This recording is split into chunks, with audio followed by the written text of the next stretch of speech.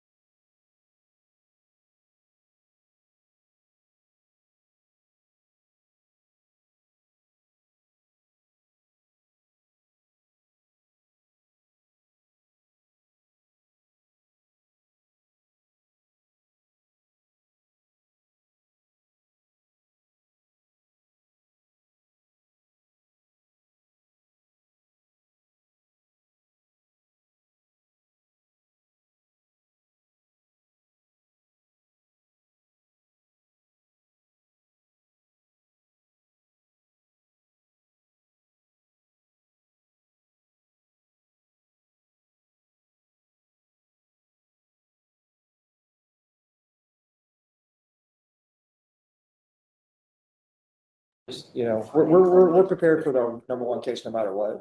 Okay, well, just let me know. Okay. All right, Thanks, Joe. you're welcome. Oh, right. Then I'm gonna go. Wait, no. All right, why do I have why do I have Patrick Cuellar? Jail. Don't you say? We're ready to approach. Patrick Cuellar? I'll have him come forward. He's coming, Judge. That will be this side and the family. See your tiger snuck through in baseball. Very fortuitously. Let me just tell you, Tell me. here's the question. In the history books, will they say that, or they just say they moved on to the next round? Is it gonna say anything? That's all the Like record will if show. somebody wins the championship by 1 point, in the record books, are they gonna say this team won by 1 point? I don't think so. They just put their name on the trophy. That's all we want. Name on the trophy. All right, so day is plea deadline day. Yes, ma'am, and I have conferred with Mr. Garahan on that. They have conveyed a tentative offer, and I say tentative because I don't know if the court is aware, but Mr. Cuellar has a pending case in federal court. He's represented by Mr. McCrum. They have I believe they have a deal that is going to be worked out in July. When in July? July 28th is the setting date. So it is a ways off. And I think what happens over there will have a significant impact on how the state handles the case over here. And I know that is a little bit of a ways off, but if we can just somehow get to that date, I think we will have a more concrete resolution of this case.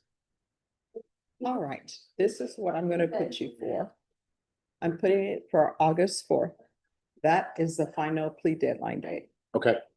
that will work for us, Jeff. Anything else? Okay. All right, thank you. Thank you for dressing appropriately for court. Once you sign the reset form, you're excused. All right, thank you. Thank you, Jeff. Norma, put this for August 4th.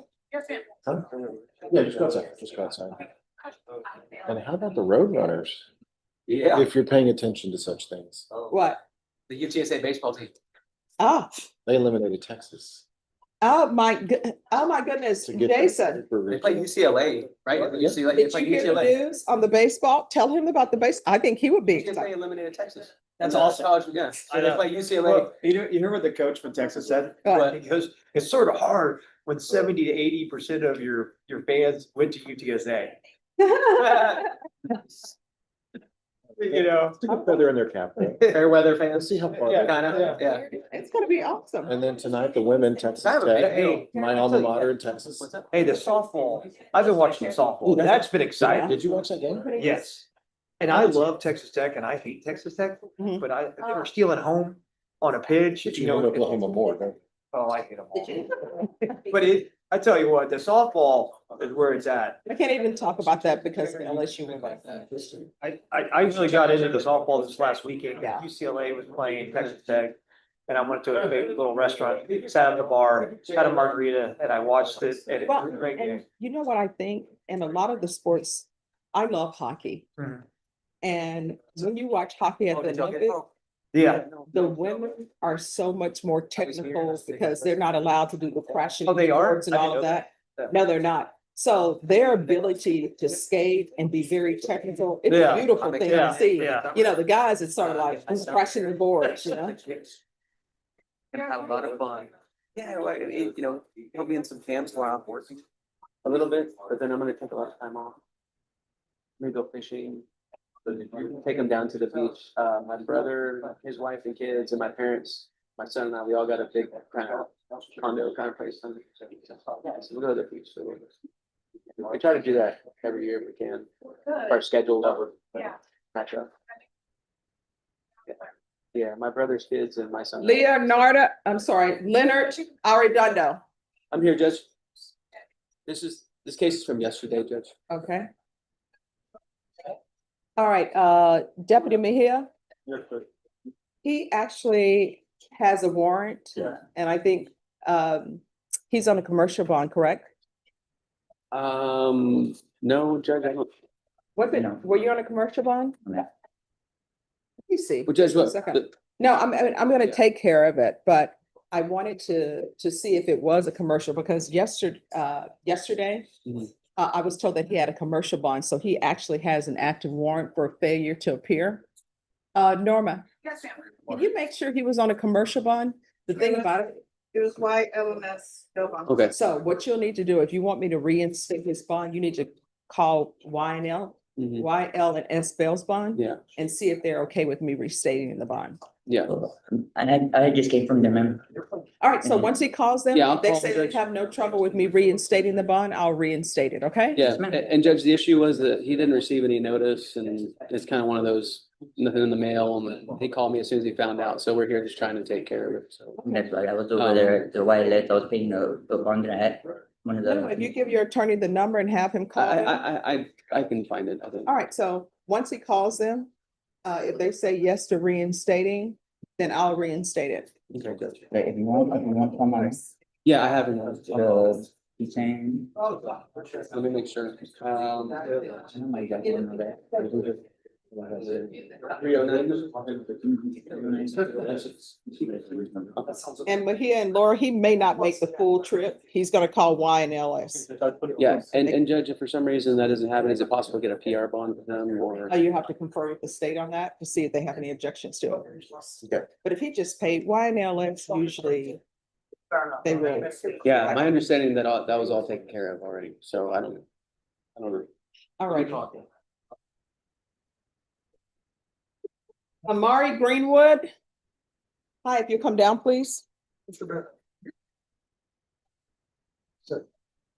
Yes. Hello. I was wondering, can I? After you say whatever. Sorry, what? Can I say something, like say something? While your attorney's not here, your attorney Oh, I would has a have to leave. medical emergency. Yeah, so It's family related. Okay. So, she said that she would be able to be back on, June 24th, so we can recall you for June 24th. Oh, okay. Okay? Okay. Okay. Well, I mean, here's the thing. You say you're gonna miss graduation, but you know, you're on a motion to revoke. Yes, That's ma'am. what you're here for. So, Yes, ma'am. okay. So June 24th? June 24th, we'll take care of it. She said June 24th, correct, Ms. Ferguson? Yes, ma'am.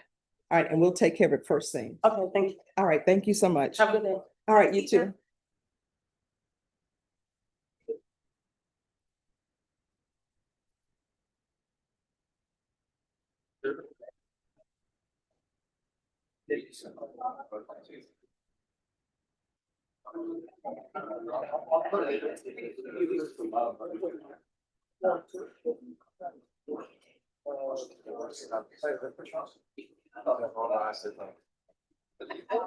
I'll see her on the next go around.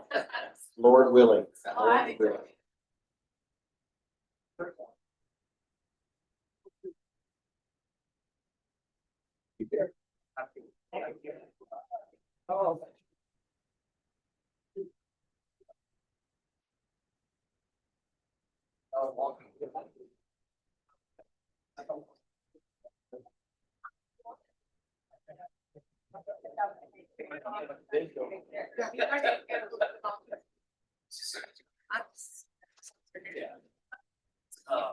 They got 20 minutes.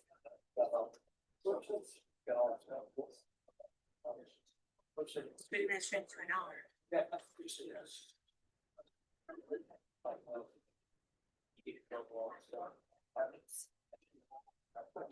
Clarissa, on your guys' case, have you already done the election and everything? Yes. All right, Junior, printed for you, Judge? yes, and the acknowledgement of discovery, has that been signed? Yeah. All right. That judge, that's well-oiled machine without. Yeah.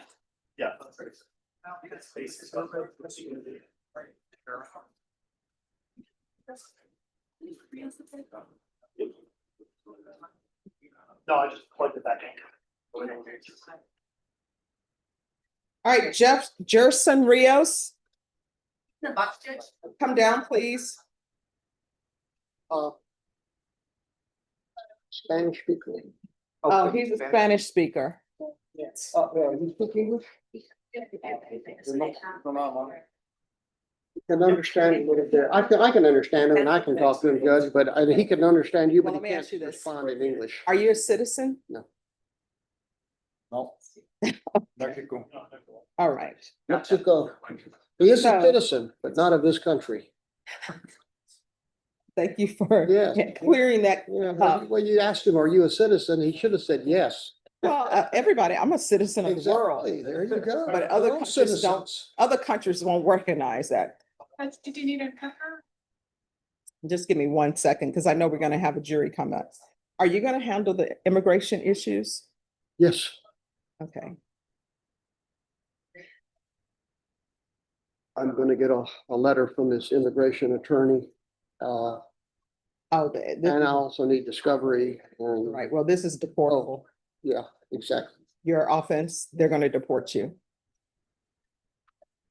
He's speaking to me with his eyes, he understands. Oh. No hay duda. Two thousand. No te van a cruzar aquí. ¿De dónde parece? De México, ¿verdad?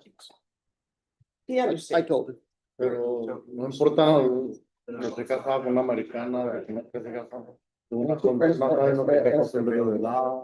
pregunta es para su abogado de migración, no de la jueza. He said, does it make any difference that I'm married to an American citizen and I have a No. child? She knows that. It doesn't. I'm not an immigration attorney, but I've read the immigration law. And based upon your charge, you're gonna get deported. La jueza dice que no. El cargo tan serio que le hace que eres And it doesn't matter if you're married to someone who's a US citizen, or if you've been living here for how many years and you have children. based upon this charge, you'll be deported. So where are we on discovery? It's, I believe the first setting judge and the defense counsel has not had an opportunity to view the discovery that they may have received, and hence we don't know what has. Do y'all know if there's a blood discovery with this? or- I haven't even looked at it, Judge, but it would be a blood discovery, I imagine, it since it's an intoxication order, Judge. All right, Norma, can you give me a discovery date on this for the end of July? And we'll just see where we are at that time.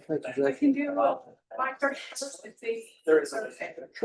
All right, for July 9 or 31st? 1? 9, 9. yes. All right, thank you. Thank you, Judge. Thank you. Thank you, Judge.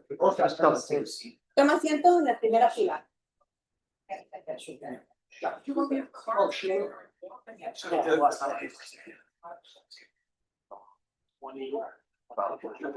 You'll get it in my email.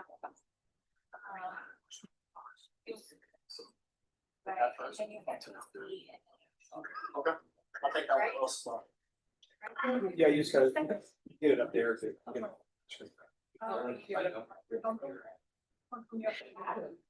Yesterday. Still worse. Yeah, you started. And then you felt like eight. Or Escobar. That's it. Oh. It's like. Right now. Hey, Judge, can you get back to Smith with putting up the PowerPoint and then just taking it? Okay, thank you.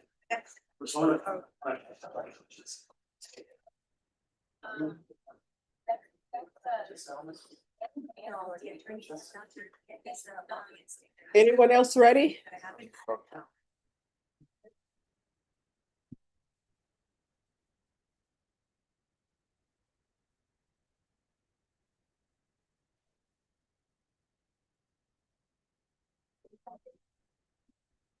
No, they're not. I keep thinking gallery. That's why we do things, that's why we do things ahead of time. Is it not working? Not a picture. Did you press the right? The button? I pressed the plaintiff. Yeah, but did you press the one on the table? I sure did, yes, Judge, I certainly did. Yeah, and then do this one, huh? Yes. Plaintiff and then publish. Oh, and then publish. Yeah, there it is. Boom. Yeah, you gotta publish it. Yeah. Otherwise, you're just keeping it secret. Just can't. Like a, Wait. thank you. I sent her a last night, my ex, Galilee. She kept saying this Galilee and I. Totally. Too many names. She's good. Thought you like that. That's still a resume. Where is Michael? Oh, there's Michael DeLeon. Oh,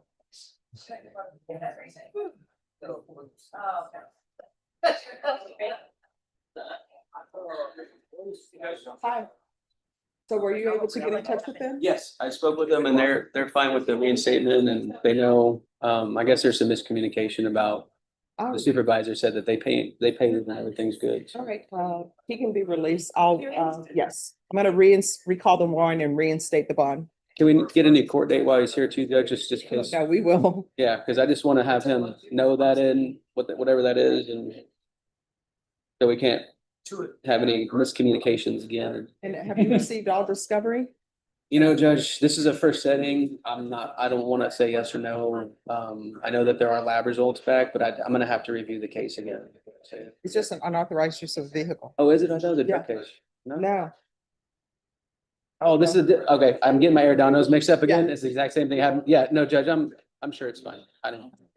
State on Arredondo, were you able to issue present an offer? yeah.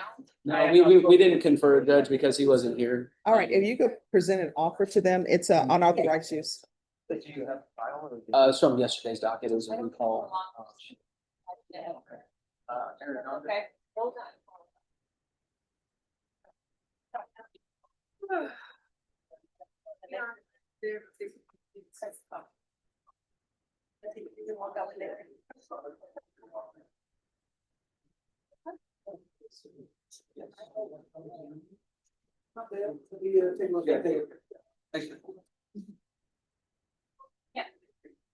What dates are we looking at, Judge?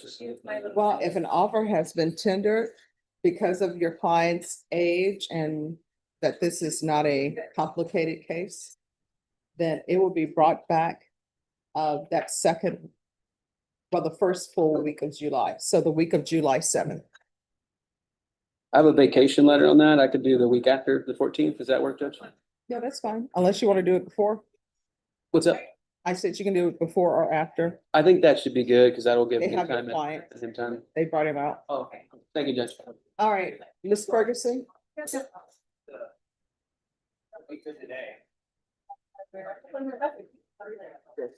are you ready? No problem. Okay. All right. Okay.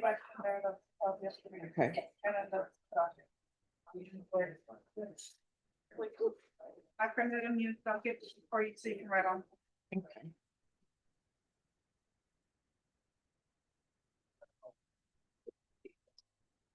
State on Rodriguez, are you proceeding on all counts? Say yes, Your Honor. All right, Zach stepped out, Judge. okay.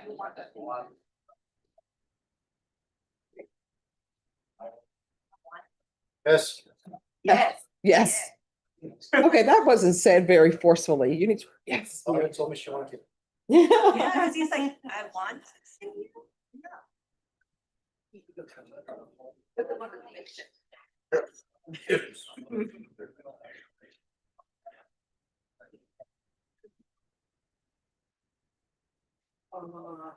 All right, so Vashon and Deputy Laura.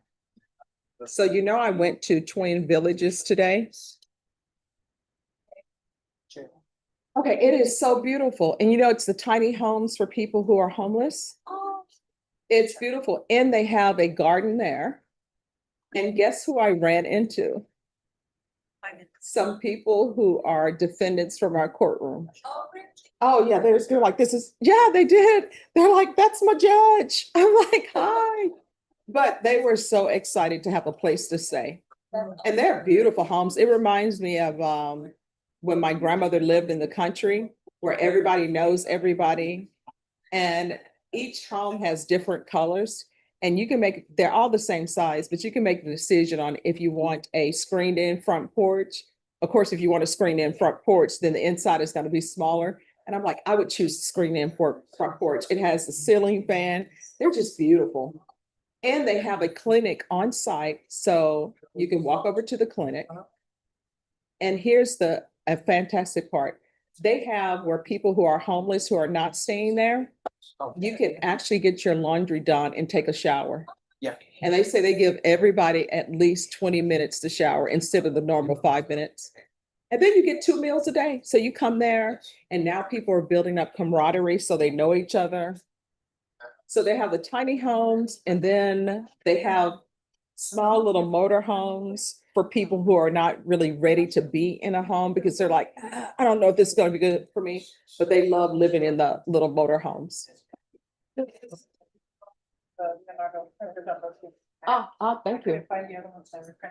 Okay. Oh, sure. I'll write it on here. You said the 14th. All right, thank you. No, they haven't, he hasn't given me a date yet. Yeah, he said the 14th. The 14th? All right, the 14th is good. That's the Yes.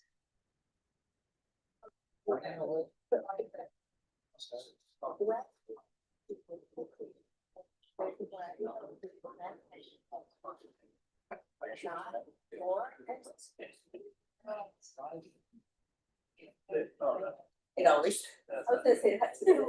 Yeah. Yes, we're all policy. Yeah. I sure you will. Yes,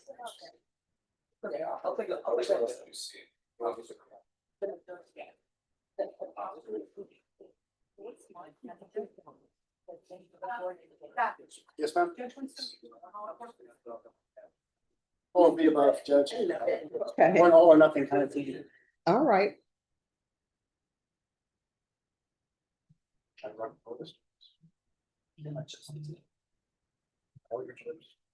Yes.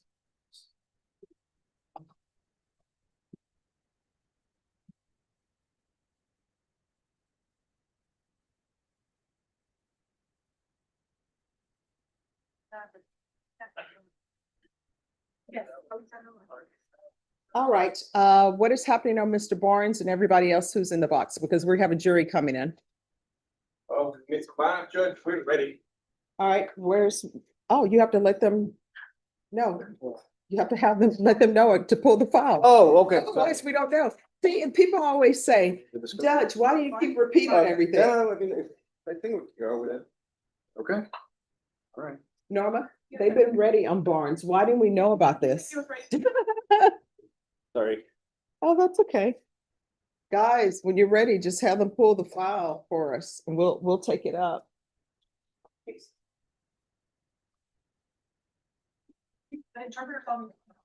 Thank you. All right, so Mr. Barnes. What are you here for? Oh, Mr. Barnes, come down. Sorry, they're gonna reset it.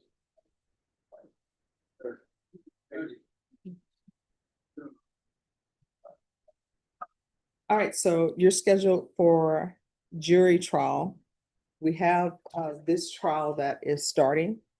So if for some reason this trial doesn't go, or they end up working out something at the last minute and I end up accepting the plea, then you will be called back for tomorrow. You understand? Yes, sure. All right. So you are requesting a bond, Yes, Judge. and does he have a bond set or no? No. Okay, I why think is- we did one and then we didn't go forward with the bond application because he requested a trial as the next available Mhm. thing. If I may confer with him, I can tell you if he wants bond or not. Okay, sure. And confer and see if he wants a bench trial. Here's the thing, if you do a bench trial with me, I'm gonna listen to the evidence. If the state doesn't prove its case beyond a reasonable doubt, no matter the charge, I'm gonna find you not guilty. If they prove their case beyond a reasonable doubt, no matter the charge, I'm gonna find you guilty. You understand? Sure. All right, so you wanna I'll talk? confer about bond. Okay, all right, thank you.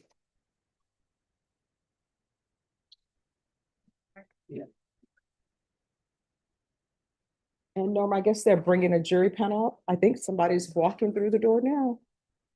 Oh. Thank you. Eric Mitchell.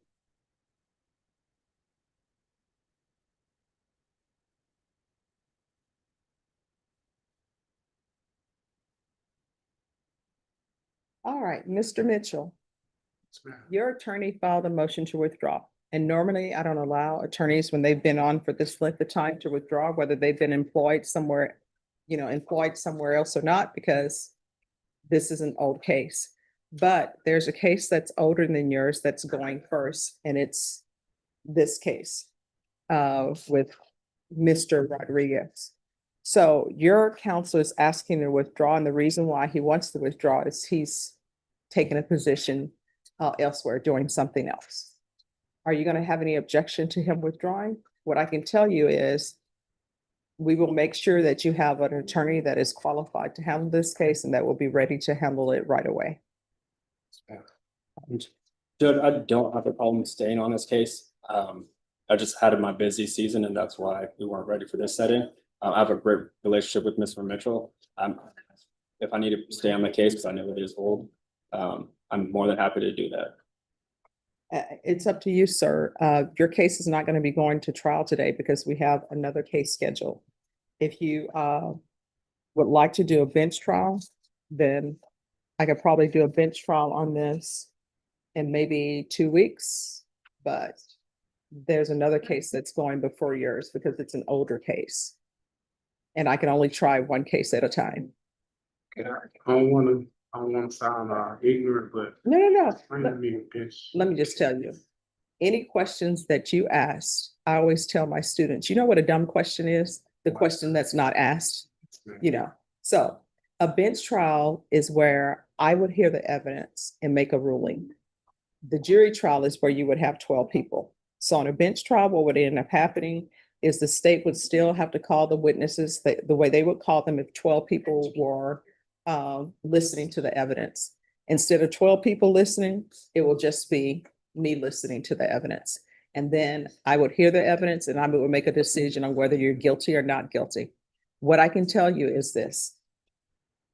For me, does it matter that a case is a case? Yes, it does. But does it matter when I make a decision on whether someone's guilty or not? No. If the state doesn't prove their case beyond a reasonable doubt, guess what I'm going to do? It could be a murder case, whatever case it may be. If the state doesn't prove their case, I'm going to find the person not guilty. If the state does prove their case, it could be a murder case, it could be violation of protective order, it could be a possession less than a gram case. If they prove it, I am going to find the person guilty, but they have to prove it beyond a reasonable doubt. So that's what a bench trial is. You just come to me and I listen to everything and I make the decision. What I can tell you is I've had cases in here where I found people guilty because the state proved their case. I've had cases in here where I found people not guilty because the state didn't prove their case. So that's what I mean by bench trial. And there are no dumb questions, except the question that's unasked. Yeah.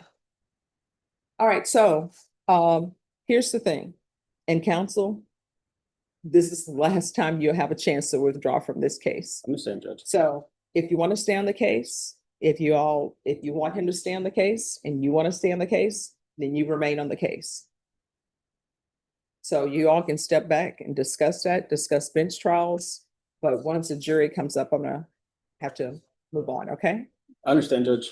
All right, thank you. Want to talk about it? Yeah. Okay. All right, We're sure. good. Thank you. Thank you. You're welcome. Mr. Barnes? Pepper Judge, Yes. on the bond issue, if we can get a close enough jury trial date. I spoke to Norma before approaching the bench. It would be 16 or 17 of June. He stays. All But right. if it's longer, No, we'll put you down for a jury trial. Norma, do you want to do it on the 16th or the 17th? 16th, so we know for sure. All right. You'll be on jury trial June 16th, okay? yeah, sure. All right, thank you. Thank you. Thank you, Judge. counsel. And so we're on call, right? For now. Yes. So if something happens with this case, Mr. Barnes, if something were to happen with this case, we'll bring you back tomorrow, okay? Yes, Your Honor. All right, thank you.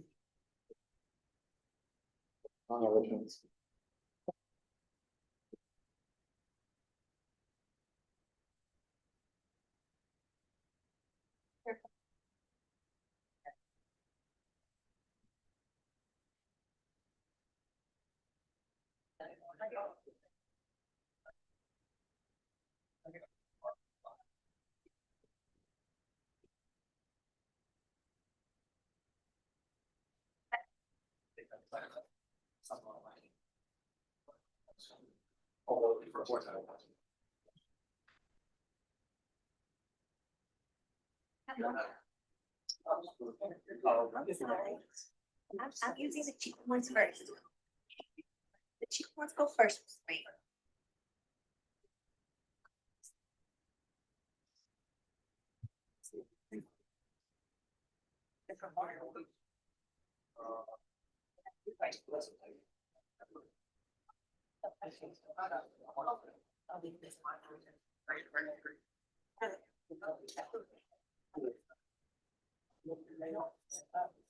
All right, deputies, we're done with Mr. Barnes.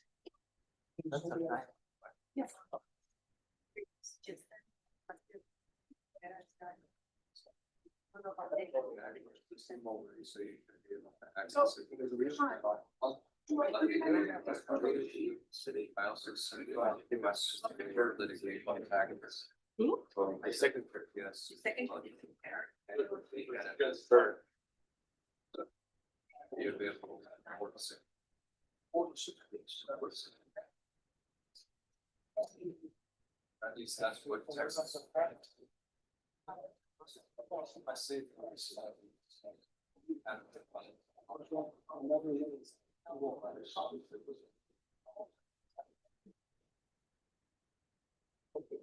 All right, what is happening with Cervantes?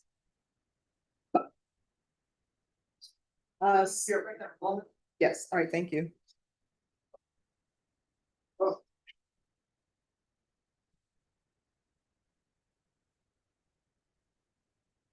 right, we have Cervantes remaining, Mitchell, and Rodriguez. Oh, 100%. Oh, absolutely. This one's from.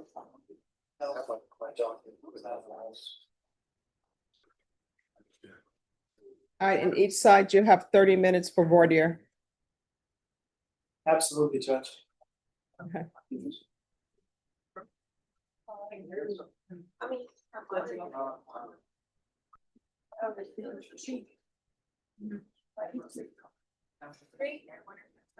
We gotta share it. We gotta pour the chair so over here. They're gonna get your.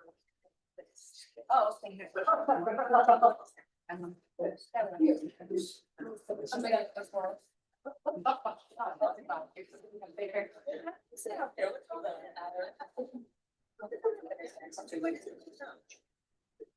I sure did. Okay. It's okay. So if you see her. It's right back. Is there stuff there? Okay, it's easy to say, you're gonna touch it, it's geomento. There you go. Maybe, which you're gonna be born. Okay. One of y'all can put it in the packet. Yes, yeah. And if you can sit in the back. I don't think we have another chair. Yeah, I'll get you another chair. There's a chair right here. There's through. Am I, or? Yeah, you can sit. If I stand up and talk to the jury, I'll put it on. Okay, I'll ask Debbie. Do you want 3 of them there? Or do you want one over there? Family goes to the back. Okay. John said, do you want 3 chairs up here? Or do you want one over there? Yes. Judge, I don't understand why I can't go to trial first. Oh, so he's pretending. I don't know why Right, Giovanni this one, gives Bob. preference. There lies the problem. Excuse me, on Rodriguez, we're gonna switch that out. We're gonna do Cervantes first. Wait. Yeah, Let's take it easy. yeah. He wanted to go. He's like, whoa, whoa, whoa. We're working on things, All so, right. um, So is that your case gonna be taken care of? What's, not today, it's not. But, all right, so what is happening? we just want a trial setting for the next, All right, Mr. Cervantes, if you'll come up. do you have the translator here? All right, thank you.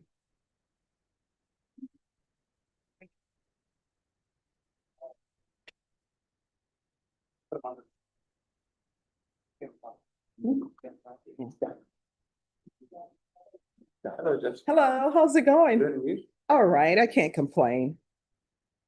Although outside, I don't know, the clouds, does it want to rain? Does it not want to rain, or is it just giving us shade? I don't know. It wants to rain, but it's not going to. Yeah, an attorney said, where's the rain? I said, you're the perfect example of give a mouse a cookie. They're gonna ask for a glass of milk. They're giving us the shade. All right, so on this case, Mr. Cervantes, my understanding, you want a jury trial? Yes. All right, so your plea deadline date has expired. The court will not accept any plea bargain agreements in this case without good cause. Mr. DeLeon, are you gonna be in the building on Friday? Judge, I will Or will you be out of? be in Bernie, Texas, and they will not let me not be there. And which county is Bernie? Kerr County. Kerr County. All right. Sorry, Kendall. See, he's not helping me. I'm trying to learn my counties. Thank you, Mr. Lyles. He's gonna have me going to Bernie and I'm gonna say like, oh, Kerr County is so beautiful. It'll stick out like a sore thumb. Was it Kerr, Fredericksburg? No. I can't keep track of all these K counties here. All right, Okay. so are you available to come back on the 9th?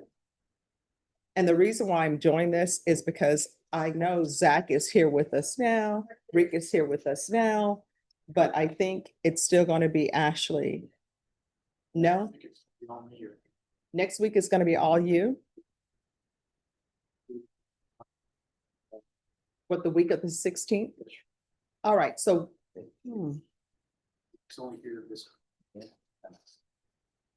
Well, y'all need to figure out a good jury trial date for you all. That's why I wanted her to be here. So what we'll do, Norma, Yes, ma'am. recall this back for the what do you think, the 23rd? I don't want to load you up with cases on the 16th. 23rd's all right. All right, so you're gonna be recalled back for the 23rd of June. The reason why is so that your attorney and the state can agree on a jury trial date. Do you understand? Yeah, that's fine. All right, thank you. De nada. There you go, Judge. All right, thank you so much. Thank you, Judge. You're welcome. All right, Mr. Lyles. Yes, sir. I spoke with Mr. Mitchell, Judge. I am gonna go ahead and withdraw with the Okay. court's permission. All right, just one moment. Mr. DeLeon, Yes, Judge. are you available to take another sex case? It's not, you won't be put to trial today. Mr. Lyles? If it's come down.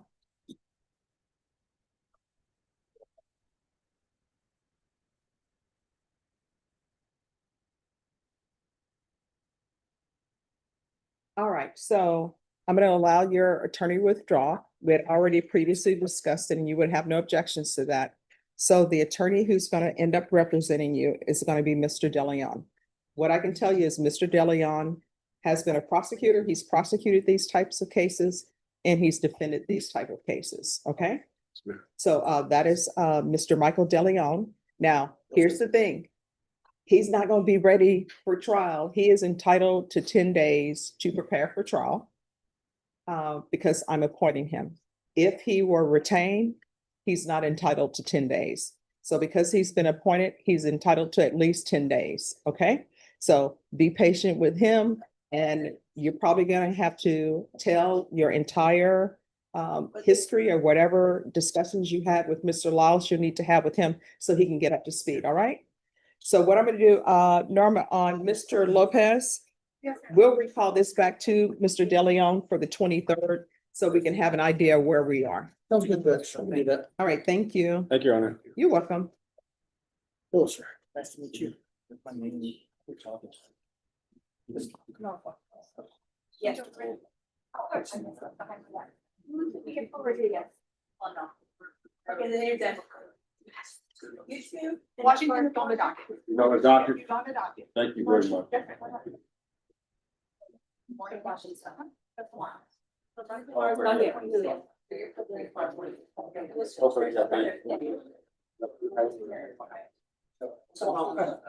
Hello. Oh, sure. Oh, yeah, just find a seat. Yes. So there may be a seat over here. Yeah, they're all experts. There's one clerk and intern, paralegal, and another.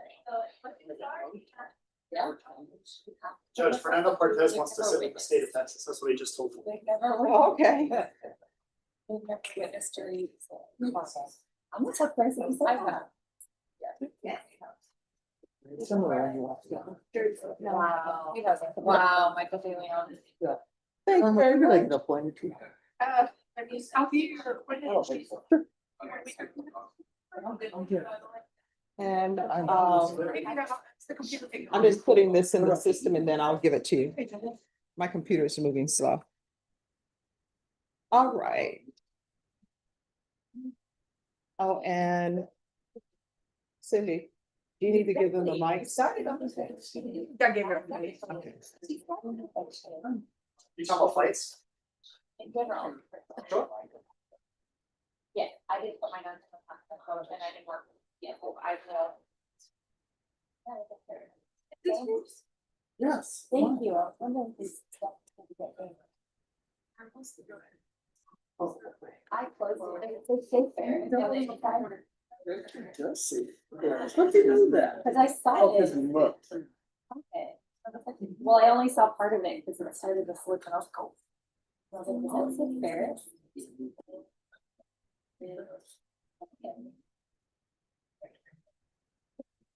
Where did I work?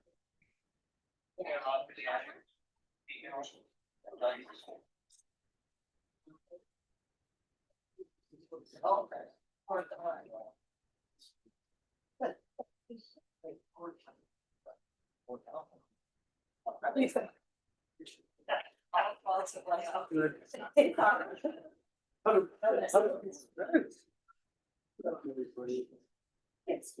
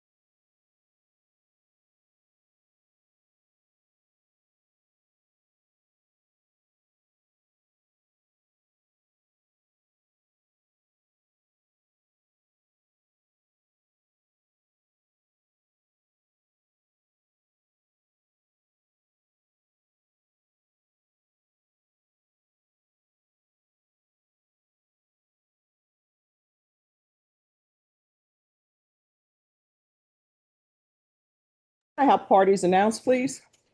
Zach Dunn and Rick Pena for the state. It is Pat and Marissa Giovanco for the defendant. All right, and are you Mr. Rodriguez? All right, and defense, have you all received all of the discovery? All right, the court will find that the state is in compliance with discovery. So each side will have 30 minutes and we'll go from there. Yes, Judge, thank you. All right, thank you. Ready, Judge? Yes.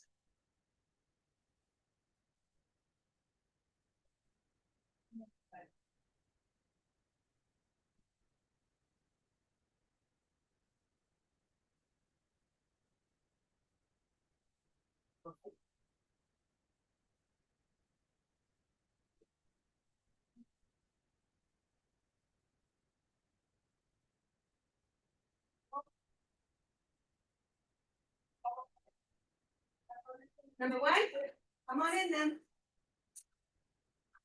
They'll be the first row. All the chairs are numbered.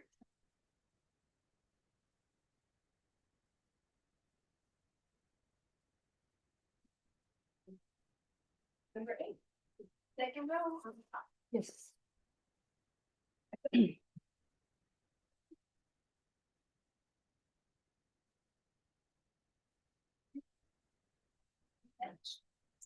Just follow along.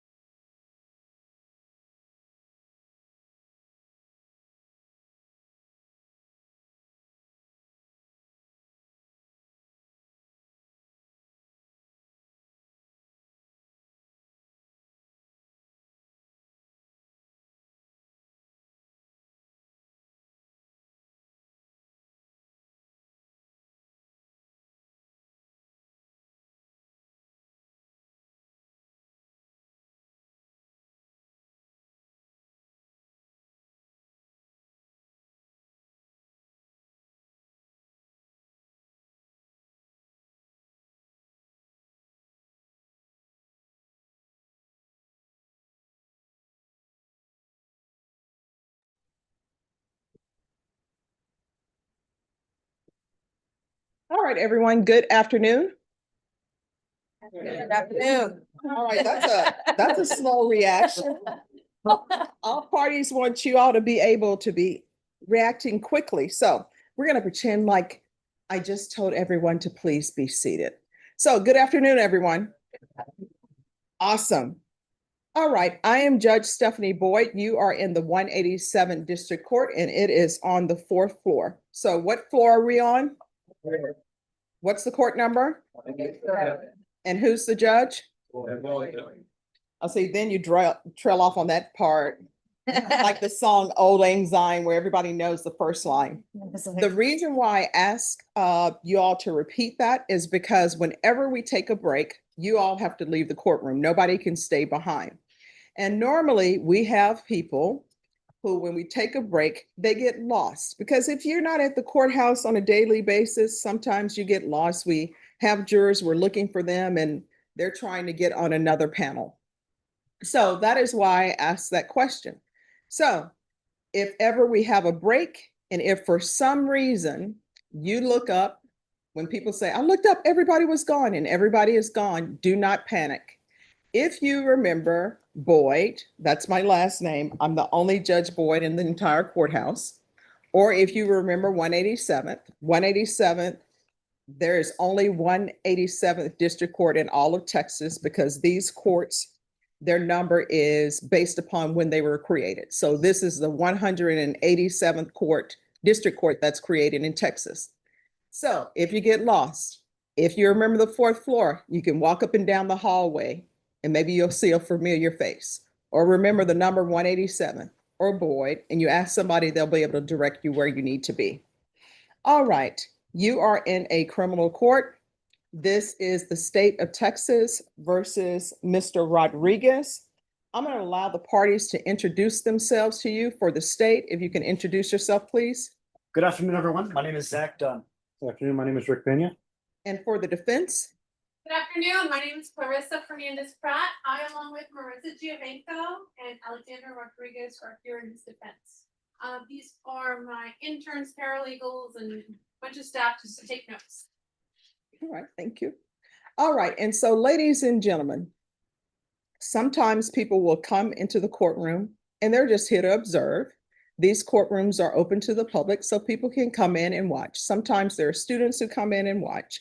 Sometimes you'll see people coming through that door. When they come through that door, they're coming through that door because they didn't read the sign that says, "Do not enter court and jury trial."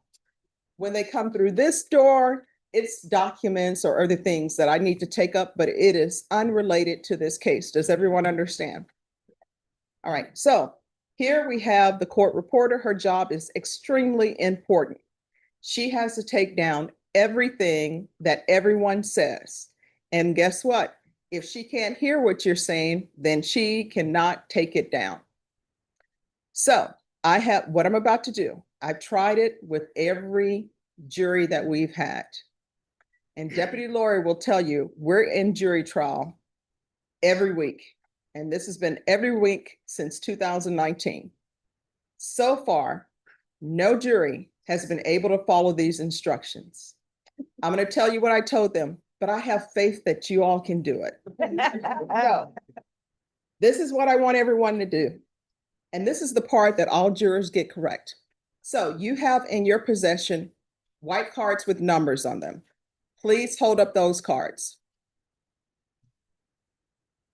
And do not lower your card until I tell you to lower your card. Whenever you need to answer a question, if there's ever something you want to say, you need to raise your card and then someone will call your number and then you'll get a chance to talk. I know it's easy for people to get involved in a conversation and finish each other's sentences, but don't do it here because that's going to make the court reporter's job more difficult. Is there anyone here who wants to make the court reporter's job more difficult than it already is? I'm going to take that as a no. So here's where jurors mess up. Jurors 1 through 21, lower your card. Everyone else, keep your card up. C24, I'm going to call you out. If you still have your card up, and you should, anytime you need to speak, if you can, we're going to need you to stand and answer the question because the acoustics in this courtroom is not great. So if you still have your card up, whenever you speak, I'm going to need you to stand. Can everyone do that? Yes. Is that a promise? I'm going to tell you what I told other juries. I have faith in you, but no jurors have been able to do that, but I think you guys are going to be able to do that. All right, you can lower your hand. The other thing, the tone that I'm speaking at, can the people in the back hear me? Yeah. This is the tone that you all need to speak at so that the court reporter and the attorneys can hear. Can everyone do that? Yes. All right. Now, the attorneys have introduced themselves to you. Mr. Rodriguez has stood up for you. Raise your card if any of you know any of the parties. All right. Now, other than meeting downstairs, rushing to get to your appointment to be here at 8 a.m., even though I told you to go slow because it's hurry up and wait, And other than standing in the hallway, is there anyone on this panel that knows anyone else outside of meeting downstairs or standing in the hallway? That is very strange. Usually we have students and teachers, wife and ex-wife. Both the wife and ex-wife, by the way, were very happy. All right, so the charge in this case is there are 3 counts. Count 1 is continuous sexual abuse of a child under 14. Count 2 is indecency with a child by sexual contact. And count 3 is indecency with a child by sexual contact. So those are the charges. And then I'm going to come back to you and talk to you more about that. What I want to tell you is when I speak to you, when the state speaks to you and the defense speaks to you and asks you questions, they are not allowed to tell you what they think the facts are in this case. They're only allowed to talk to you in hypotheticals. So don't be like Mrs. Kravitz on Bewitched trying to pretend, and say, oh, so this is what the facts are in this case. The only way you will know what people think the facts are in this case if you are selected on the jury. Does everyone understand? Yes. So when they speak to you, they're talking hypothetically. When I speak to you, I'm talking in hypotheticals because I want you to know some of the legal issues and some of the legal terms. Does everyone understand? Yes. Now, I want to talk to you about indictments. In order to have a case in felony court, there has to be an indictment. And that's just what is required for felony cases. An indictment is not evidence of guilt. It's not evidence of anything. It's just a means whereby someone is brought to court to answer for whatever they're being accused of. Does everyone understand? Yeah.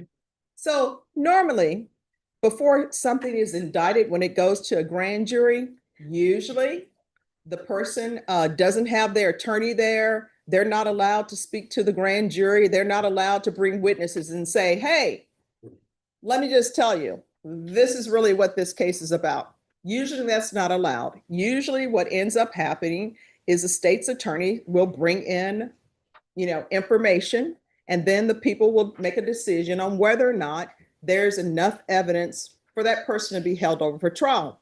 But an indictment is not evidence of anything. Does everyone understand? Yes. So it's not evidence of guilt, and it cannot be taken by you to mean anything. Does everyone understand? Yes. So, for example, raise your card if you have ever had a traffic ticket. All right, don't be shy because the statute of limitations have ran, I believe. So raise your card. Now, if you'll look around, this is something that is always true about every time we have a jury. San Antonio has horrible drivers. I'm convinced of it because we always get all of these people raising their cards. You can lower your cards. I've had a traffic ticket before. I want to say I was about 19, maybe 20, 21. So let's say that the police pull you over and they're saying that you ran a stop sign, that you didn't come to a full stop. When I received my ticket, they had the paper where it was a carbon copy attached to it, and you get a copy and they have the original. Now, my understanding is when they do it, they have, it's done electronically or some sort of way. So let's say that officer gives you a ticket and the officer is saying you ran a stop sign. When that officer gives you a ticket, you accept that ticket, you're not saying, oh yes, Mr. Officer, it's true, I ran a stop sign. The only purpose of that ticket is to let you know, hey, you're being accused of running a stop sign. This is the date that you need to appear in court. And then on that date, you can make a decision on whether or not you want to go to trial. Does everyone understand? Yes. It's the same thing with an indictment. It's just to let somebody know, this is what you're being accused of, and this is where you need to be for trial. But it is not evidence of anything. Does everyone understand? Yes. Right. So is there anyone who's going to hold it against Mr. Rodriguez because he is here under indictment? Okay. Now, the next thing I want to talk to you is what's called the right to remain silent. How many people have seen Beretta, Mannix, Paper Chase, The Practice? Thank you. I think I got some Paper Chase people. I got some Mannix and Beretta people who are ashamed to raise the card. That means that we've lived long and it's a beautiful life. Well, everyone has a right to remain silent when they have a criminal case. What does that mean, really? It means you don't have to testify. It means that the state can't call you to testify, and you can make a decision you're not going to testify. I've been a defense attorney, I've been a prosecutor. And what I can tell you is sometimes I would have clients, they would be so nervous about public speaking. Surprise, surprise, even some attorneys are terrified of public speaking.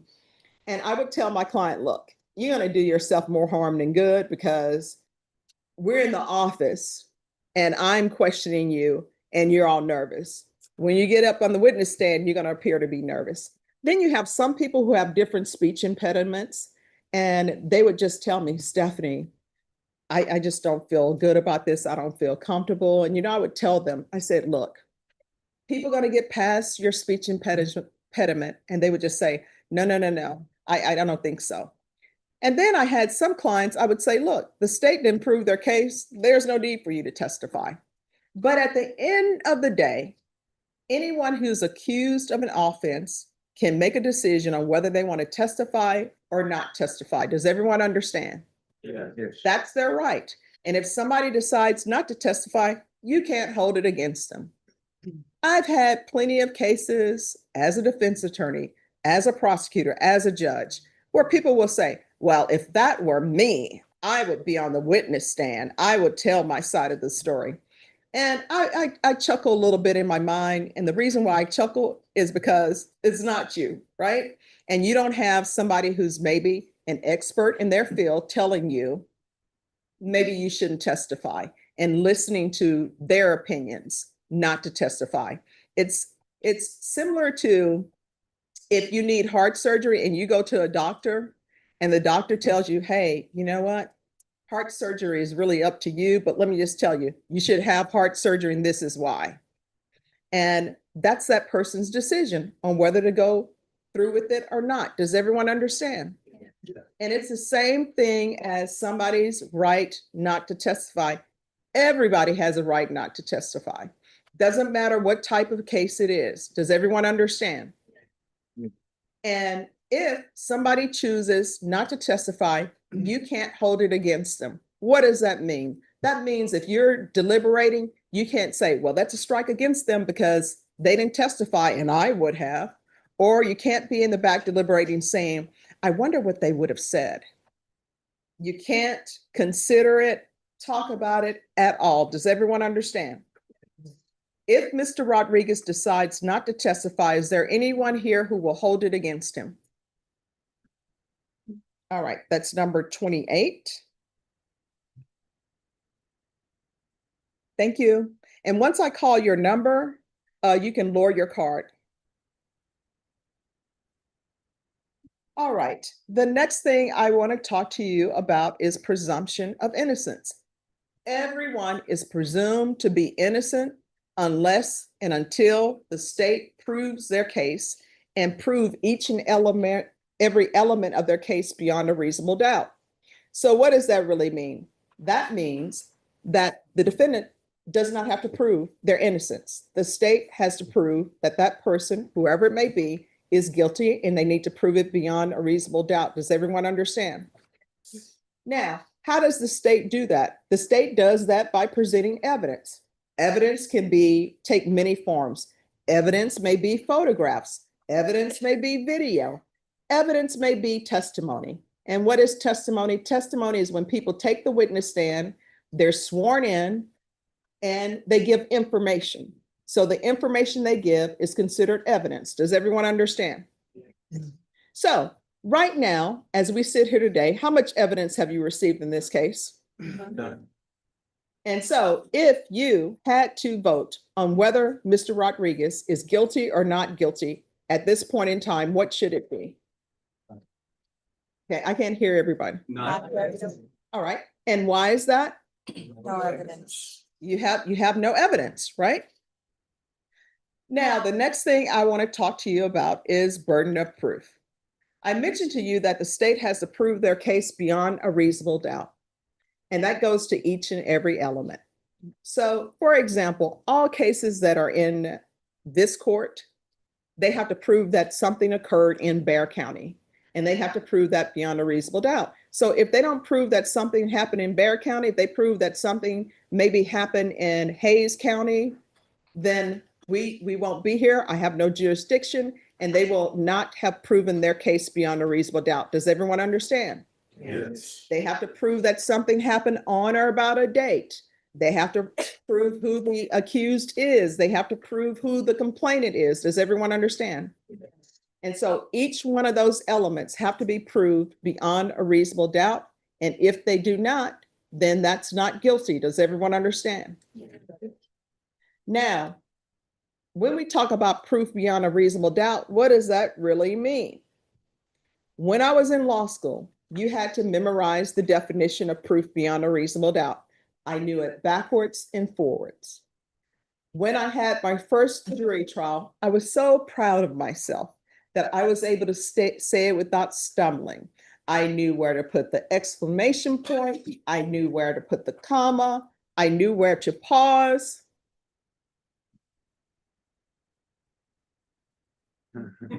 For dramatic effect. But guess what? After my first jury trial, we learned that there was no longer a legal definition for proof beyond a reasonable doubt. So neither the state nor the defense will be able to tell you what the definition of proof beyond a reasonable doubt, because we don't have one. So I had to figure out how to explain this to a jury. So the best way I would explain it to a jury was by telling them what it is not. Next door, you have the historic courthouse. That's the courthouse with the green rooftop, which if you ever have a chance, you should go visit it because it's the historic courthouse in Bexar County. They try civil cases over there. And civil cases, sometimes it has to do with money. Sometimes it has to do with child custody. The cases involving money, the burden of proof is preponderance of the evidence. That means more likely than not, something happened. If you are ever on a criminal jury trial and you're deliberating, doesn't matter if it's a felony or if it's in misdemeanor court, if it's a criminal trespass, whatever it may be, if somebody is deliberating and they tell you, well, I believe this happened more likely than not, you are not at proof beyond a reasonable doubt, and you need to shut them down quickly and say, hey, remember, we're not in the historic courthouse. We're at the Justice Center. So you're at the wrong burden of proof. The other burden of proof they have over there, which is their highest burden, is clear and convincing evidence. Clear and convincing evidence is the evidence that is submitted to a jury or to a court. And that evidence is such that they terminate your parental rights. They tell you, you're not a good parent, you're a danger to this child, so we will no longer allow you to be parent to this child, and we're going to take custody away from you. That's clear and convincing evidence. I think everybody would agree that that's a high burden, right? Yeah. Because if somebody's telling you, I'm taking your child away from you, that had better be a high burden. Well, guess what? There's a burden that is even higher than clear and convincing evidence. And that burden is proof beyond a reasonable doubt. Does everyone understand? Yes. So if you're selected on this jury, do not deliberate and be at the wrong burden of proof. Make sure you're in the Justice Center and not at the historic courthouse, all right? Now, the next thing I want to talk to you about is fairness. And what does fairness mean? I've heard state's attorneys and defense attorneys use this example about fairness. Let's say that you're excited to come to jury duty, which you should be excited about, and you map out your plan of when you're going to leave your house, the route you're going to take. You've Googled it, you've done everything. They don't have MapQuest much anymore, but I would MapQuest things and write it down. But you've done all of that, and you get up extra early. And when you get up, you come downstairs and you're excited and you find your car is on cinder block. Somebody has stolen your tires. They burglarize your vehicle, and the only thing you have is a vehicle and cinder blocks. You call the police, but you say, you know what? I got up extra early so I can still make it downtown to do my duty. So you call an Uber or your neighbor, or you take the Via bus and you come here. And you come for jury selection. And when you come for jury selection, they tell you it's a burglary of a vehicle. And you're like, oh my gosh. Usually state's attorneys and defense attorneys will say, this really isn't the jury for you, is it? And I always interrupt and I say, that's really not the appropriate question. The appropriate question is, even though your vehicle has been burglarized and you're here to hear a burglary of a vehicle, will you be able to listen to the evidence and make a decision, if you can, based upon the evidence that you hear and not based upon the fact that, hey, my vehicle just has been burglarized. Anybody who's charged with the burglar of a vehicle, look out because I'm finding you guilty. Does everyone understand? I always tell everybody, as my grandmother used to say, how many people here were born yesterday and slept all last night? Nobody. And what does that mean? That means that all of us have had things in our lives that have impacted us, maybe in a positive way, maybe in a negative way. And the question becomes whether or not you can be fair on a case, which means whether or not if you're selected on a jury, that you're able to listen to the evidence and base whatever decision you come to, if you can come to a decision based upon the evidence that you hear. Does everyone understand? Now, I understand there are some cases where people are just like, oh, why can I have a drug case? Why couldn't I be on civil cases? Well, because it's the draw, right? Everybody's selected randomly. And I know there are some cases that people would rather not hear. And sometimes those cases are cases involving children. Sometimes those cases are cases involving assault cases. Sometimes those cases are cases involving murder cases. People are like, oh, I just don't want to hear it. I'm uncomfortable with hearing it. There are many cases for many different reasons that may cause people to be uncomfortable. That example I gave you about the burglary of a vehicle. Some people may be uncomfortable with hearing a burglary of a vehicle because maybe something else has gone on in their lives. Does everyone understand? Yes. So in regards to this case, it's not about whether or not you feel uncomfortable or not. It's about whether you can be fair. And in this case, what fairness means is if you were selected to be on this jury, that you would be able to listen to the evidence, and you will listen to the evidence with a clear mind, take in the evidence, and make a decision, if you can come to a decision, on whether somebody's guilty or not guilty. Does everyone understand? Yeah. So I've told you what the charges are in this case. Is there anyone here who cannot be fair?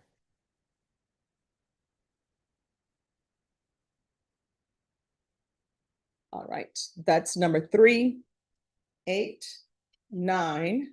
Once I call your card, lower your card because that will help me not miss anyone. 19, 21, 22, 28, 31, 32, 35, 37, 41, 53, 56, 57, 62, 63, 65, 67, and 71. Thank you. Now, there are 2 phases to every criminal trial.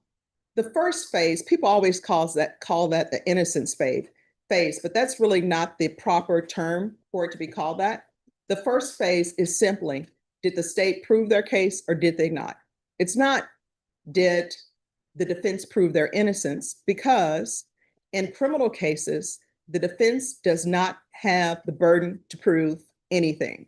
And the way they would explain it to us in law school is that as a defense attorney, you could play crossword puzzles, you could play video games, but I would have them keep that on silent. You don't have to do anything. And the reason why our professors would tell that to us, because they wanted to stress to us the rule that the defense does not have the burden. They don't have to prove anything because it's not the case that they brought, it's the case that the state of Texas has brought. So they don't have any burden. Does everyone understand that? So if you're ever deliberating and you say to yourself, well, I wonder why the defense didn't bring this information or bring that information, they don't have to bring anything to you because in the first phase, it's simply, did the state prove their case or not? Does everyone understand? Yes. If the state did not prove their case, there's no phase two.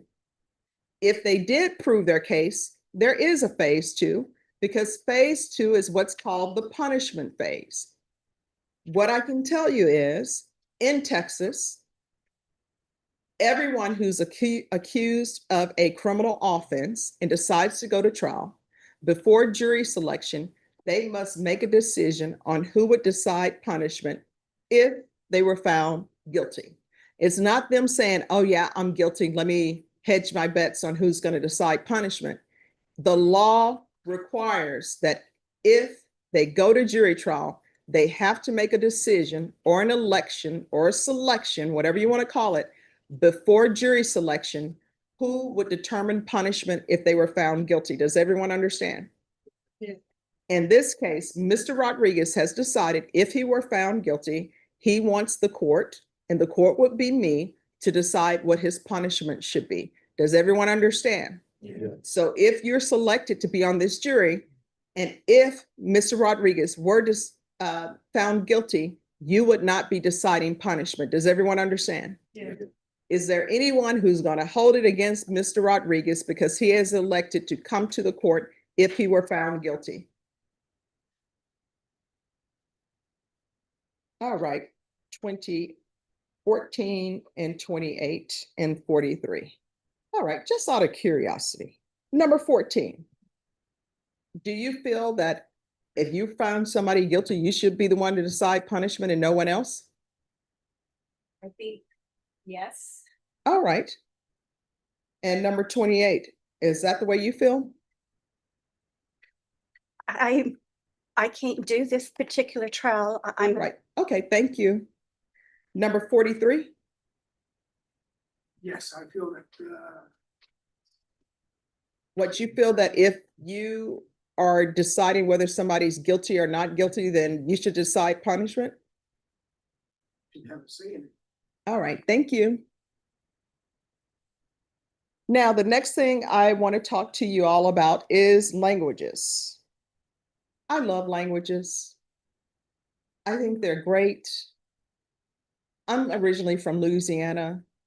So of course, you know which language I picked because I was supposed to be retired by the time I was 21. Here I am, 22, still on the bench. But I decided to take French. Even though my friend in school said, Stephanie, take Spanish with me. I said, I'm never going to need it. Why would I take Spanish? I'm going to be in France enjoying my best life at 21. So she and I laugh now because I'm like, yeah, I should have taken Spanish. So slowly I'm trying to pick up the language. When I was in undergrad and grad school and then in law school, there were so many people who spoke a lot of different languages. And usually the people from the Middle East speak no less than 5 or 6 languages. So I can probably say hurry up in every language because that's the only thing that I could pick up. Even with Navajo, which I'm still working on Navajo, but that language is very difficult for me. So I am working on that. And I'm working on my Spanish as well. So raise your card if English is not your first language. All right, once I call your number 2, what's your first language? Have you been able to understand everything? All right, thank you. Number 15, what's your first language? Arabic. How do you say, I want to see if my friend told me right. How do you say hurry up in Arabic? Yalla, yalla. Yalla, yalla. Yes. All right. Thank you. Have you been able to understand everything? You know, when I went to her family's house, I told them that's all she's taught me. They're like, Why are you just teaching her to tell people to hurry up? But I'm working on it. Number 16, have you been able to understand everything? Yes. All right, thank you. Number 31. Spanish, You guys are failing me. Have you been- Spanish, All right. Have you been able to understand everything? yes. All right, thank you. 33. Arabic. Did he tell me correctly? Yes. All right, thank you. Have you been able to understand everything? Yes, ma'am. All right, see, and then you have two people.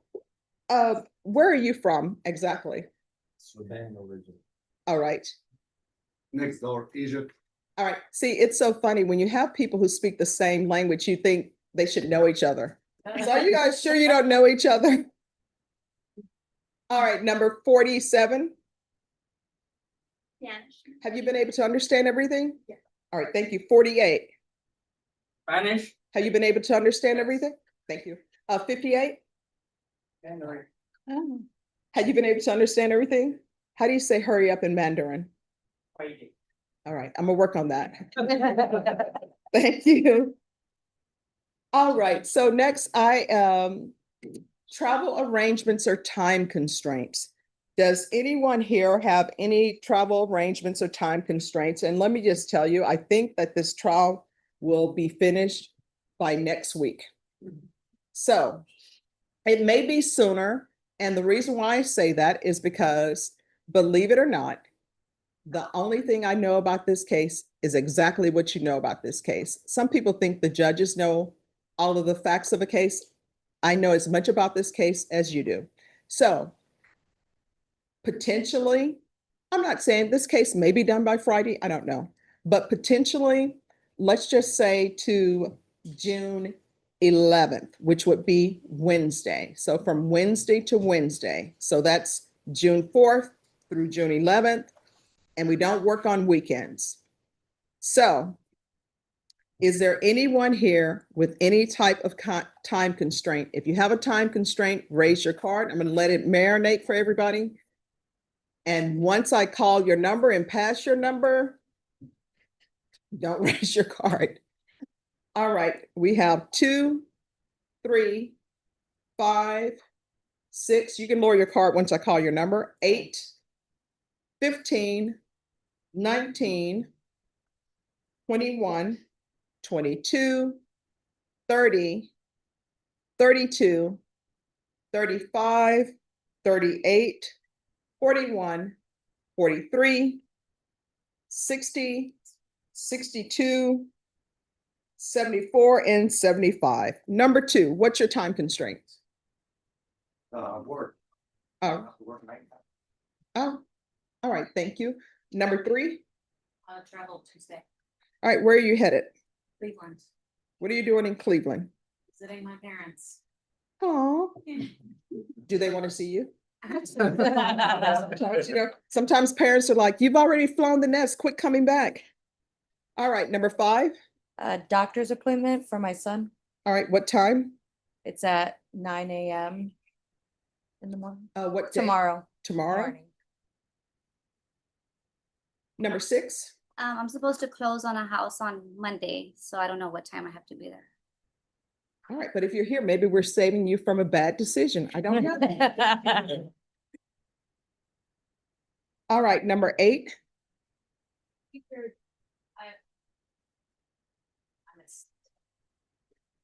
All right. And what are you teaching? Ah. We all need science. All right, thank you. Number 15. Religious holiday. That is true. Thank you. Number 19. Traveling for a show. All right, what show? It's a stage play All right, and where are you traveling to? to Beaumont, Houston, And what date? June 11th. And what type of show is it? It's like a stage play, like he writes his own shows. So he's like kind of like Tyler Perry, Oh, who is this? Bobby McMorris. Oh, I know him, but yeah, I know Bobby. Okay. Yeah. All right, what's the name of this play he's doing? How Divorce Saved My Marriage. Oh, there you go. How Divorce Saved My Marriage. I like it. Number 21, Work in a hospital, I'm sorry, you work in a hospital. hospital. All right, thank you. Yeah. 22, Pick up my son tomorrow for summer visitation. Pick up my son tomorrow for summer visitation what time? at 6 6 a.m., 6 p.m.? And then I have him until the 19th. All right, thank you. 30, Yes, ma'am, I have an MRI tomorrow at 8 a.m. MRI at 8 a.m. It's gonna go well. Thank you. Thank you. 32, Traveling for a funeral tomorrow, Friday. oh, I'm sorry to hear that. Thank you. 35, I have an appointment tomorrow at 4 and I'm celebrating my boyfriend's birthday on the June 10th. all right, so the appointment at 4 p.m., what time? It's a doctor's. All right, and that's tomorrow? Yes, ma'am. All right, thank you. Do you have a present for your boyfriend? Not yet. They're not gonna remember it. Don't even, do a card that says future gift to a game or something. Number 38. I work every day and I don't have a reliable transport for the rest. All right, thank you. 41. I am the primary caregiver for a 4-year-old. He's my nephew during business hours because everyone else in my family works full time and he lives at home. All right, so where's nephew now? Nephew right now, he is in his 5th pre-K because he's been kicked out of 4 and he's been there for 2 days so far, All which right, has outlasted 3 daycares. Why are you putting his business out there? So luckily right now he's doing okay. I have to pick him up after I get home from all of this.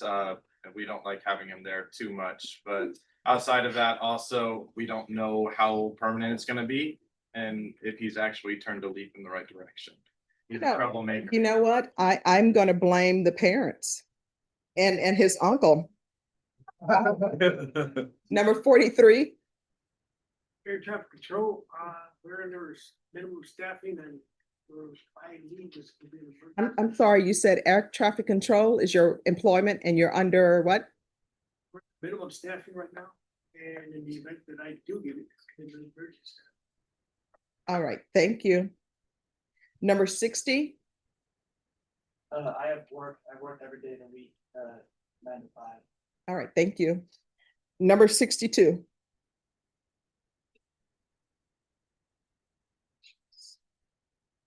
Number 74. My parents' 60th anniversary. I'm sorry, your grandparents' 60th? And then also in Dallas for Sunday. All right, 75. All right, she's just announcing it like, hey, I'm going to the beach. All right, thank you. All right. So this is what I'm going to tell everyone about employment. I understand that people have employment. And people say, you know what? My job needs me. I'm the only one who can do this job. Nobody else can do this job. And I always tell people, is that really true though? And they say, what do you mean? So if you decide to retire, that job is just going to disappear because there's no one else who could possibly do that job. So I would always tell people, so you're telling me that the person who's working fries at McDonald's, that job is just going to disappear. I think maybe it has disappeared because the fries are not as great as they used to be, but I take that back. Their fries are still good. But so with employment, it's, are you really indispensable? And that means that if you no longer work that job, if you retired, that means that nobody else can do it. And if the answer to that question is no, there will be no one else that can do this job, then you are indispensable. Otherwise, you are not. So I'm going to tell you all 2 stories. Both of these stories are true. First one, Jury duty is an inconvenience. And I always tell people it's an inconvenience because you have to come downtown. And when you come downtown, there's a bunch of one ways and you're trying to find the place where you need to be. And then finally, when you see the building where you can park, you realize you can't turn because it's a one way. And then you start thinking in your mind, if nobody's coming, I could just turn, it'll be fine. And then, of course, you decide, no, I'm going to obey the law. I'm going to go all the way around. And then when you get here, you rush to the basement. Even though I see you all rushing, I tell you, don't rush. And you have to sit there and wait. And then you have to sit in the hallway and wait for your number to be called. It's an inconvenience. Your country only asks two things of you. They ask that you pay your taxes and that you serve on a jury once in a blue moon. They don't even ask you to serve every 3 months. It's once in a blue moon. And I know some people still haven't been called up for jury duty. So I want you to raise your card if you have ever sat on a jury trial. So as you can see, that is not even a tenth of the people in this courtroom. Let me see, 1, 2, 3, 4, 5, 6. There are only 6 people total who have ever served on a jury. And so your country is asking, thank you, you can lower your card. So your country is asking these two things of you. And I always see people, we have Veterans Day, we have Memorial Day, every 4th of July, everybody want to wave their flag and rah, rah, rah, I'm here for my country. And then your country asks one thing of you and it's like, yeah, but I really don't want to do that. And it's a simple thing they're asking of you because they don't even have the draft anymore. So jury duty is an inconvenience. That's what it is. This is a sacrifice. My family grew up in a small town called Grand Cane, Louisiana. And I always tell this story to jurors so it can put things in perspective about the difference between sacrifices and inconvenience. My uncle was super intelligent, and the teachers would pass him to the next grade. And they would tell my grandmother, they would say, Miss Lane, we have taught him all we can teach him. And that was during a time where all of the teachers knew all of the families and they knew all of the students. So when his brother and his sisters started going to school, they didn't feel him so much. The reason why is because the teachers would tell them, your brother's super intelligent. We're expecting a lot out of you.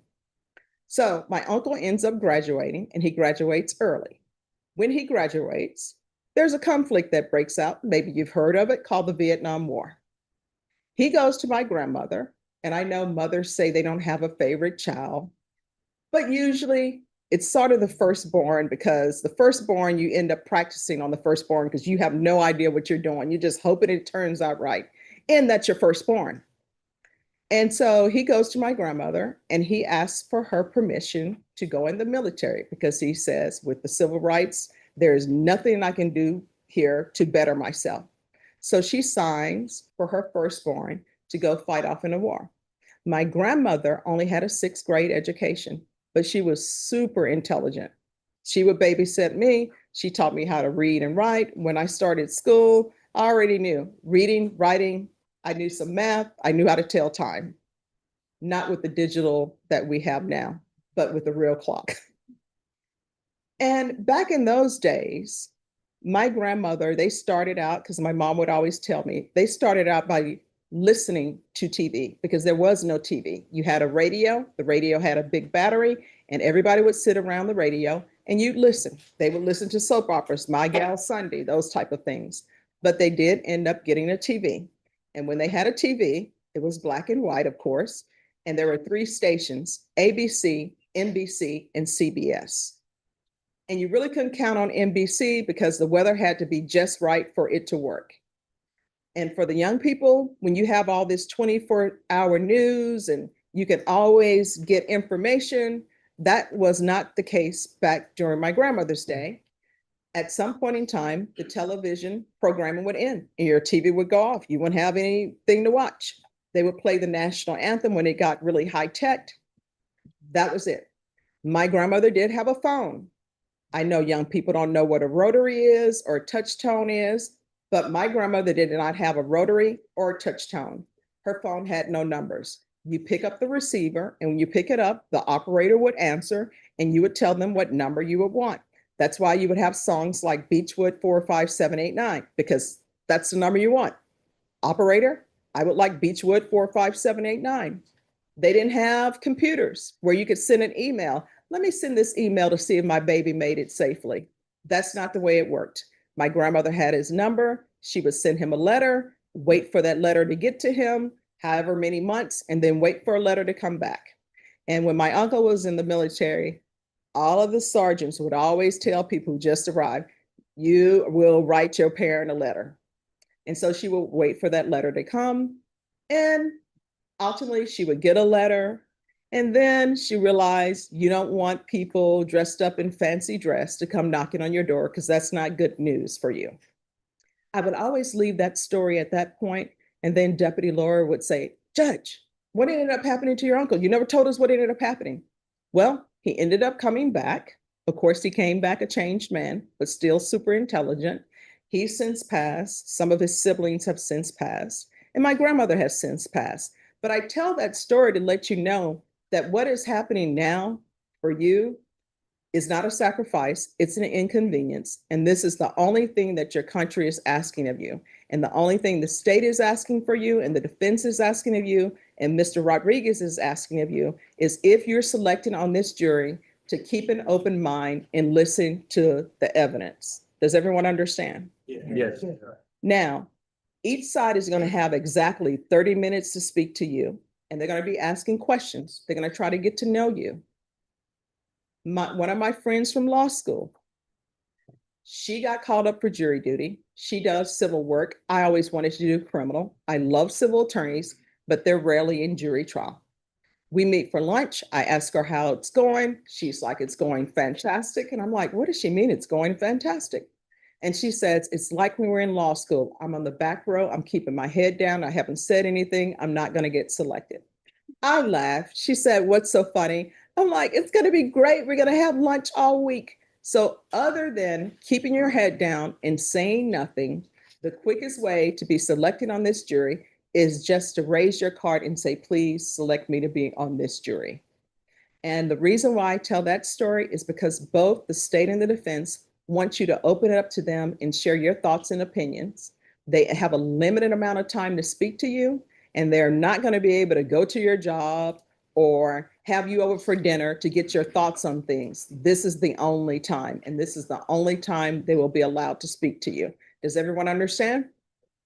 Anyone need a break before I turn it over to the state? All right, state, you may proceed. Thank you, Judge. Just a brief moment to set it up here. Sure.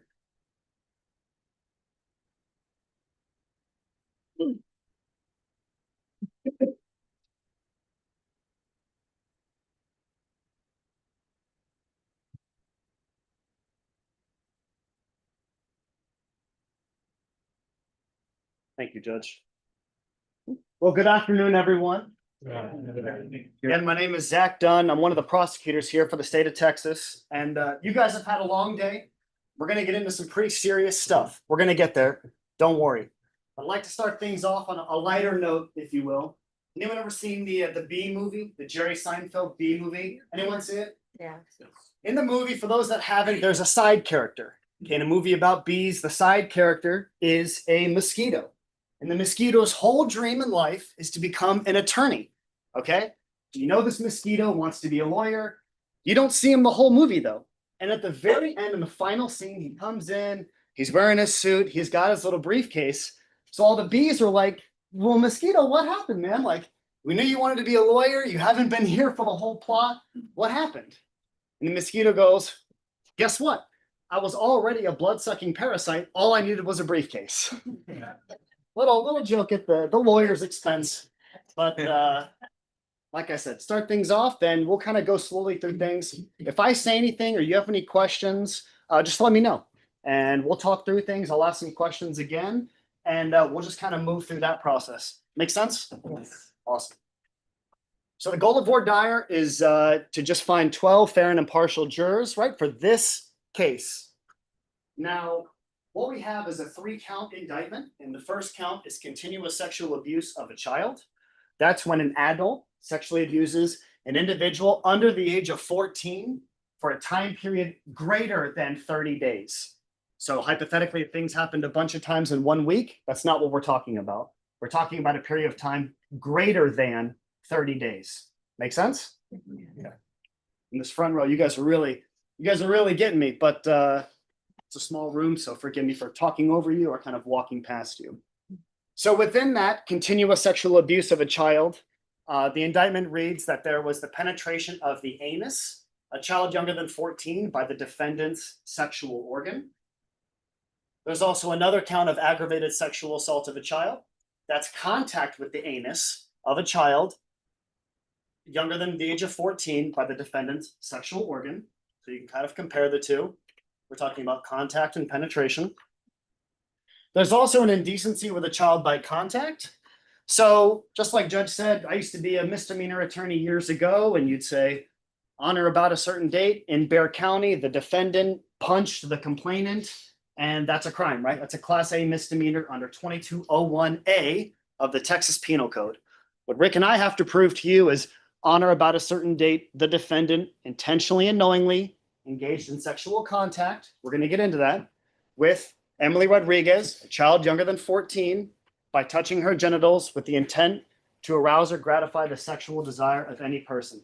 That is what we have to prove, right? Same thing here. We have another count of indecency. So it's all the same stuff that we've talked about before, only this time you have a child younger than 17 by touching her breast with the intent to arouse or gratify the sexual desire of any person. With respect to how we've kind of laid these things out, the burden, the things that Rick and I have to prove, in general terms, does this make sense? Yes. Okay, thank you.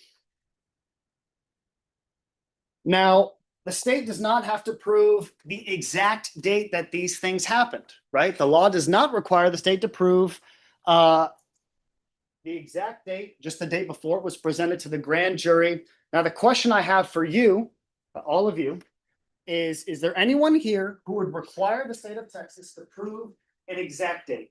What I'm really asking is, I've just told you that the laws of the state of Texas, not Judge Boyd, not Zach Dunn, the laws of the state of Texas do not require that we have to prove the exact date.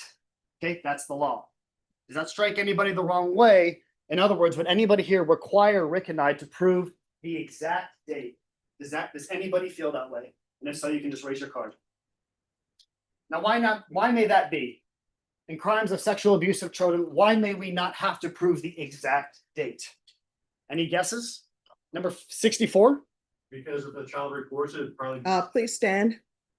Sorry, Your Honor. Because if a child gets assaulted, then they'll probably have to report it immediately. So by the time it gets reported, it could be days or weeks past. Absolutely. Thank you. Any other thoughts?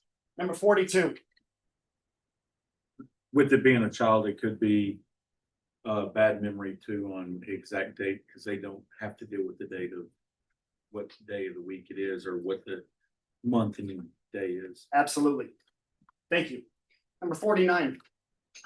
The child might be traumatized and they are too scared to speak up about it. Fair enough. So that may go to like a delayed outcry. They might be scared still. Okay, thank you. Number 49. I appreciate it. Everyone, does that make sense what we're getting at here? Yes. Awesome. Now, with respect to sexual contact, that is any touching by a person through the clothing, it could be on top of as well, of the anus, breast, or any part of the genitals. Does that make sense? Yes. It's touching. All you have to do is kind of, we say the legal term, we say breaking the plane, ever so slightly that touching, that's sexual contact, which it all ties in. That's what we're talking about, right? Sexual contact, kind of that fourth bullet down. That's what we're getting at. Does that make sense to everyone? Yes. Now, Judge spoke to beyond a reasonable doubt. What we like to say it is, it's not 100%. Now, in order to be 100% certain of something having taken place, for example, on the hypothetical crime of me punching my poor court partner, Rick, here. Now, if we have a trial of me punching Rick in the face, how could you be 100% certain that I did that? Any guesses? You're present. So who said that? Number 4, you said what? You were present. you I was saw it. present. Does that make sense? And if you were present, what would you be in a criminal trial? You would be a witness. Judge, this is a great group. You guys are fantastic. So this is a thing that a lot of prosecutors use. Basically, the puzzle is that of a gun, right? So that's the whole not 100%, right? You'd have to be a witness to really be there, to be conclusively 100% that I punched Rick. You'd want to be there watching it happen. So does anybody hear what I'm saying? They say, Zach, I hear you all day, man. But I don't care what you're saying if I'm not 100%, right? So would anybody here make the state prove the offense beyond all possible doubt? Does that apply to anybody here? Does anybody feel that way? They would make the state prove this offense beyond all doubt. Anybody? Okay, so we're all on the same page, beyond a reasonable doubt, what we're getting at? Some head nods? Fantastic. Okay, thank you. Okay, we're gonna take a poll here. You're either a number 1 or you're a number 2. I'll read them both and then I'll ask you which you are. So far, so good? The question is, which do you believe is more common? Number 1, a child makes up a completely false allegation of abuse. Or number 2, a child denies being abused when they actually were.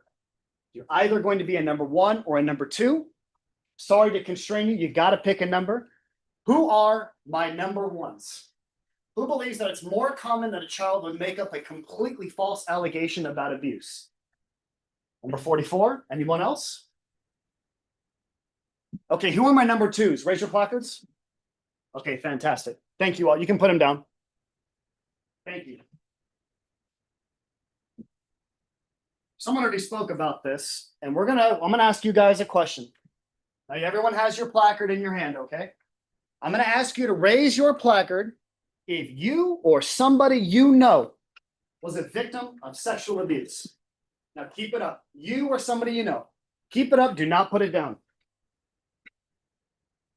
For those of you that have your placards raised, my follow-up question is, put your card down if the person you know told immediately. Put your placard down if they told immediately. Okay? Otherwise, keep your placard up. Put your placard down if the person, either yourself or the person you know, it took them a day to outcry. Okay? Keep your placards up. Now, if it took them about a month to tell somebody, put your placard down. Okay? What about a year? Maybe within a year. Put your placard down if you or the person you know, it took them about a year to outcry. Keep your placard up if that person still has not outcried. Either you or the person you know. Okay. But go back to the people that were a year. The ones that were a year, put your placards back up for a year. For those of you that don't have a placard in your hand, do you see what we're getting at here? Right? Everybody, you can put your placards down. Thank you. Does that make sense what we're getting at with delayed outcries? We're talking about the sexual abuse of children. We talked about maybe some fear dynamics, some of the delayed outcry. We had some other answers here that kind of lend color and clarity to why these things take time. Does this make sense to everyone? Does anybody have any thoughts about that? In the contrary, feel differently about it? Okay. It's a follow-up question. You're either going to be a number 1 or you're going to be a number 2. The question is, you're either a number 1 or 2, and here's how it's posed. You're a number 1 if you would say, I believe a child would tell when and if they're ready. It's my number 1s. Oh, and you can put them down for now. I apologize. My number 2s are, I believe a child would tell right away. Okay? How many of you are my number 1s? Okay, thank you. Put your placards down. How many of you are my number 2s? Any number 2s? Okay. Now, let's talk about evidence for a second. These are 2 shows that are very popular, CSI and Law and Order. I have never seen Law and Order. I don't really know any of the characters. I have seen an episode of 2 of CSI back when I was in high school. But I know they basically sensationalize the things that happen in courtrooms. That is the gist. Is that fair to say for my people that do watch these? Now, what types of evidence would you expect to see in a sexual assault case where there is no, with maybe the defendant did not ejaculate, maybe the victim bathed, maybe the outcry was delayed? What type of evidence would you expect to see in a case like that? No wrong answers. Any thoughts? About bruises. You can have bruising potentially, okay? It's very, very uncommon. I've almost 17.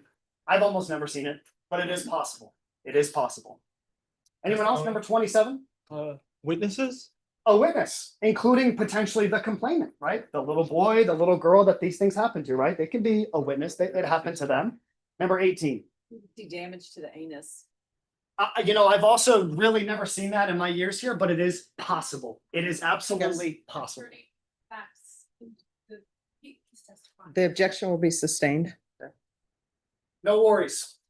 The question really is, with respect to what types of evidence you can see in a trial, is who here would require Rick and I to bring DNA or scientific evidence in a trial that involves sexual abuse of children? How many of you would require that? We all want it. How many would require the state of Texas to bring DNA or scientific evidence into this trial? Anybody? Number 40? Anybody else? Actually, Oh. I have a question. Let's hear it.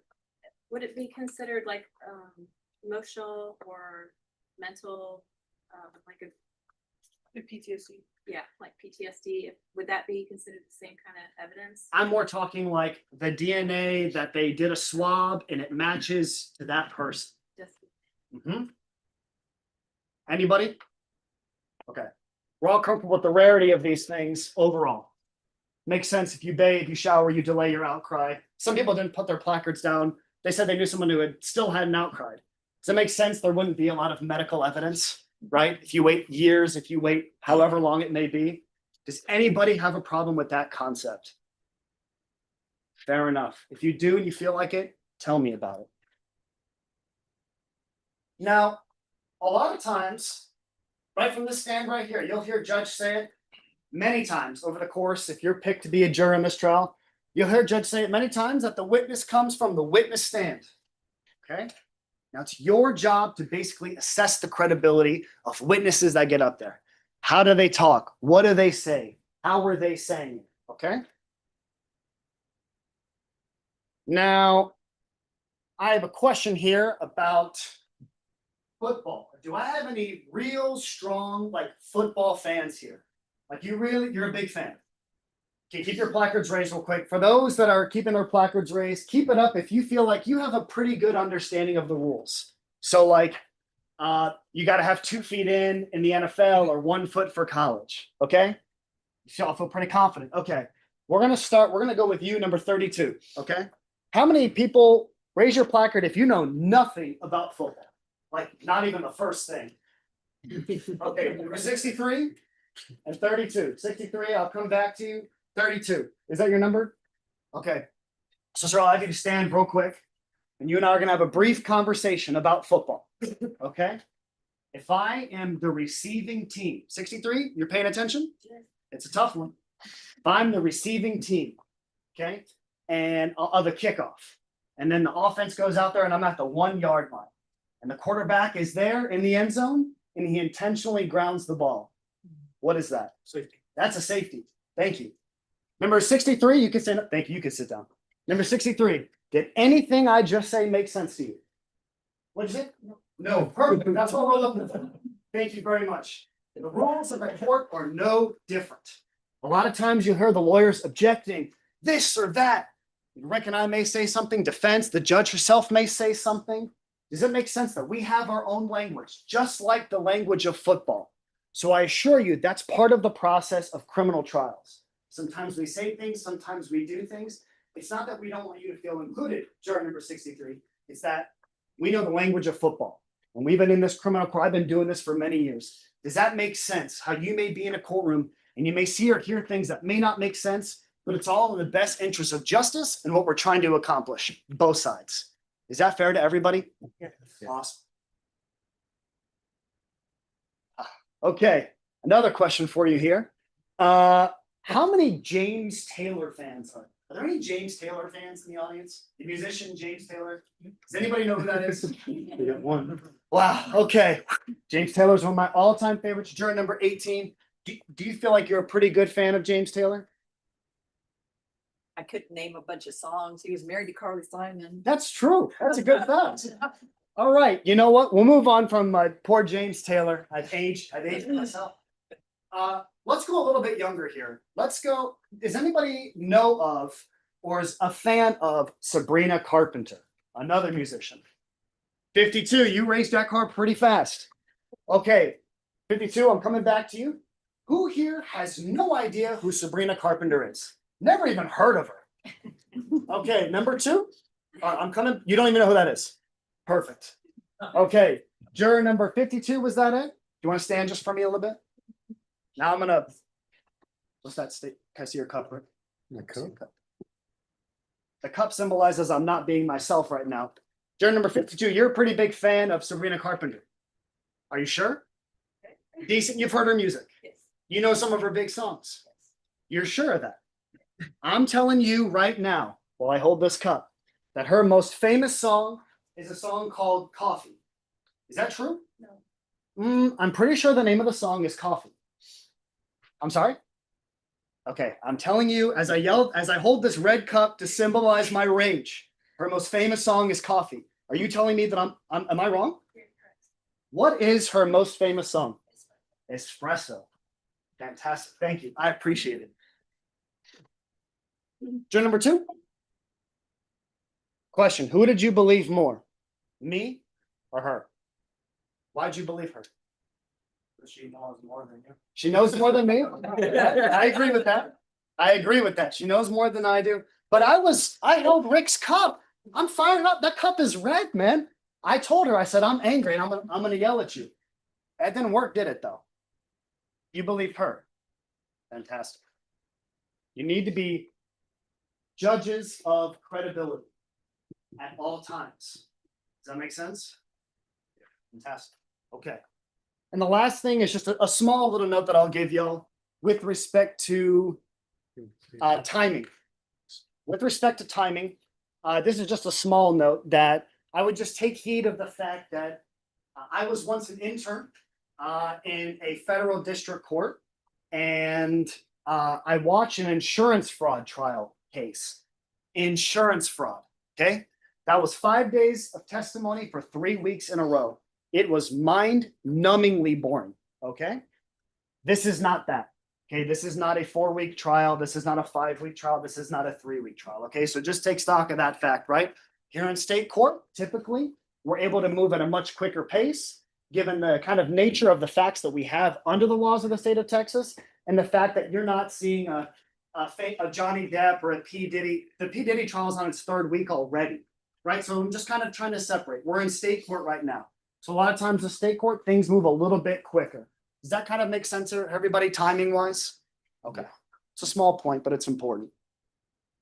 Now going back to the overall kind of analysis with respect to sexual assault of children, where do these types of crimes occur? Anyone want to volunteer and answer that? Any guesses? Number 5? In the home. In the home. Okay, thank you. Man, you had your placard raised? Yeah. The same thing. Okay, thank you, number 9. Number 26. Like family houses, schools, Family houses, schools. online. And I apologize, your juror number was? 26. Number 26, thank you. Number 34, what do you think? Anywhere. Anywhere. In my opinion, anywhere. Juror number 34, I'm gonna stick with that. All of you, thank you for your answers, but I have a follow-up question. Do these things happen in front of 75 people? They could. They could, but realistically, what do you think? I don't think those are not in front of 75 people. How many people do you think it would happen in front of? Just the two? Just the two. People or whoever is involved. I appreciate it. Did everybody hear what he said? Just the two. We talked a lot about being in the home, right? Behind closed doors, at a school, could happen anywhere. But even when I press further, behind closed doors, right? So the perpetrators of crimes pick the time, the place, the victim. Thank you. You can be, I appreciate it. Does that make sense to everybody? Did the victims pick the time, the place, the location, or is it the perpetrators? It's the perpetrators. Be it at the house, be it when no one's around, be it at a school or a home, a place of trust, right? Does that make sense to everybody? Yes. Okay. Now, this is a pretty basic question, but it's important to get at. Credibility, witnesses, getting into all these things. The first question is, do all kids react the same to these types of circumstances? Man, you're kind of shaking your head. What's your number? 1. Jury number 61, not to put you on the spot, but I'm putting you on the spot. What do you think? I think that all kids are very different, and so some kids may act shut down, act out in an aggressive way, maybe disturb and cry. Sure. Thank you. They could act out, they could be silent, they could be of a whole range. Yes. Thank you. Anybody else have thoughts on how a kid might react to being sexually abused? Any thoughts? Anyone at all? We're at some great answers. Number 4. Might depend on who the accused perpetrator is. Okay. Right. So depends on the authority they hold over this person. Fair enough. And do you think more often than not, it's someone they don't trust or somebody that they know and trust?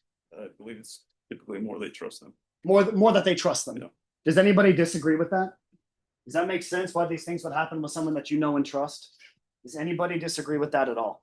That general concept or principle. Does that make sense? Okay, we're talking about testifying now.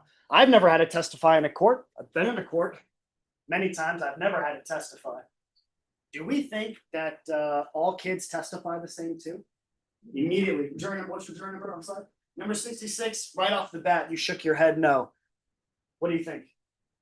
I'd say no, just because, in a courtroom, it's very, if you're on the spot, you don't know what to say. So I feel like everyone can testify differently. Fair enough. Thank you. I appreciate it. Anyone disagree with that? Kids can testify differently. It's probably nerve-wracking to testify in front of people you have never know about the worst experiences or time in your life. Does that make sense to everyone? What about number 10? What do you think? Yeah, I agree with what you said.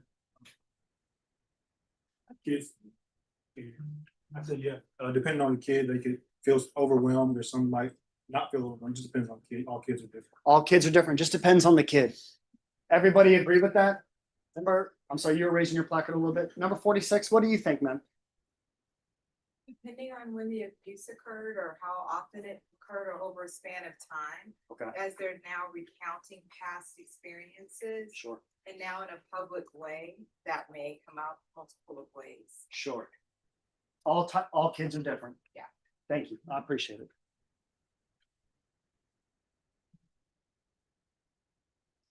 Quick example here. A lot of prosecutors are big fans of this example, myself included. How many of you raise your placard if you have been to Disney World? Raise your placard. Okay. Now raise your placard if you went more than maybe like 5 to 10 years ago.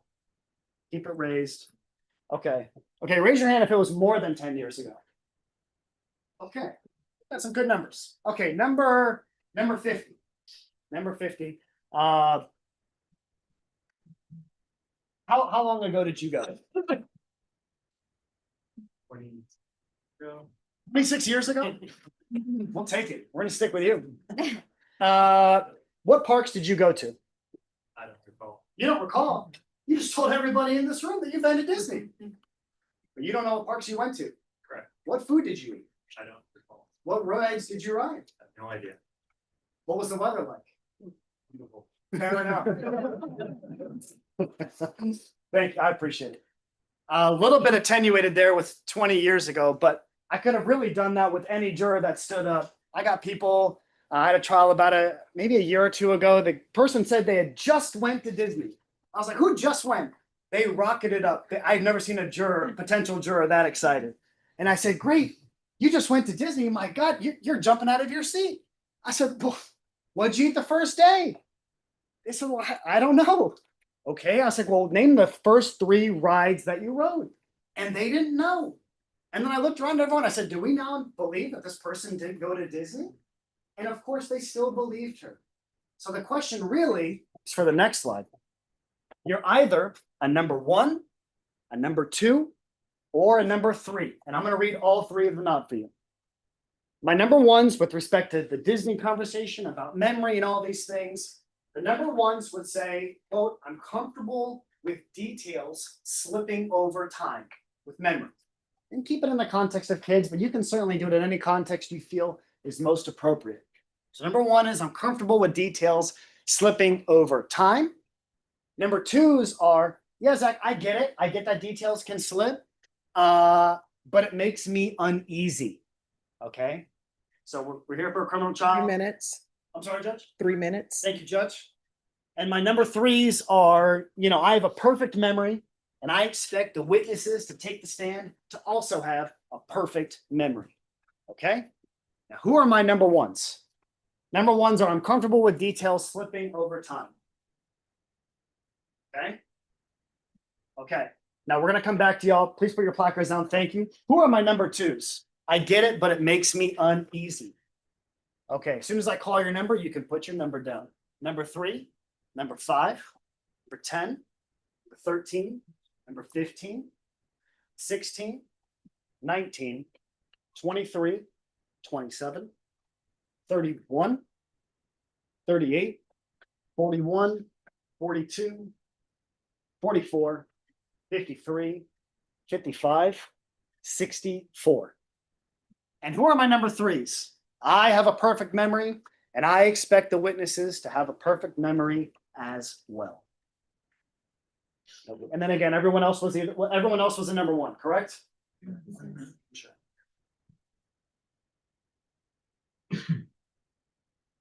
Last question I'll ask y'all with my time left. How many of you are parents? How many of you have children? Okay. Keep your placard up if your child has lied to you in the past. Wow, I didn't see a single one go down. Okay. Number 10. They can't talk. I appreciate the clarification. I'll take it. Tell me, keep your placard up if your child has lied to you about sexual abuse or sexual assault. They lie about other things, right? Maybe getting out of trouble, maybe doing something around the house they shouldn't have been doing. But every single card just went down when I asked you if they've lied about sexual abuse or sexual assault. Okay? That's my time. Thank you all. All right, does anyone need a break before I turn it over to the defense? All right, so I'm going to give you all a short break. Look to your left, look to your right. You're responsible for that juror and making sure that they're in. So now you're going to look more carefully. All right, so I'm going to have you all out there and I'm going to have you all back at 3:40. All right, everyone, please rise for the jurors.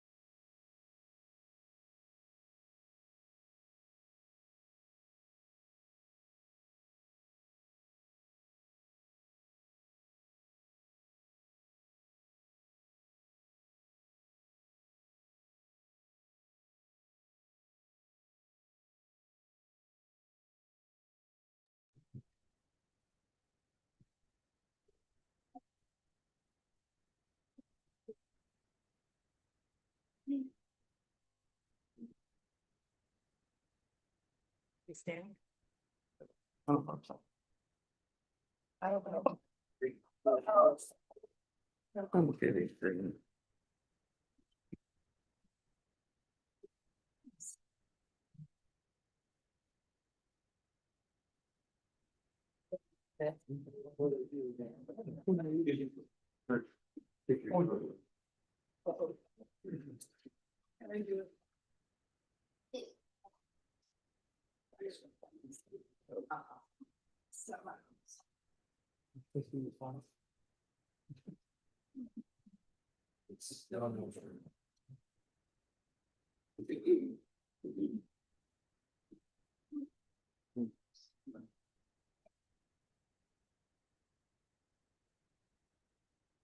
The court reporter.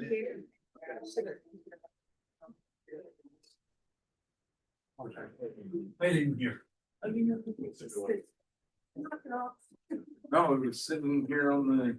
Oh, really? Yeah, just, man, I just sit it. Outside of my.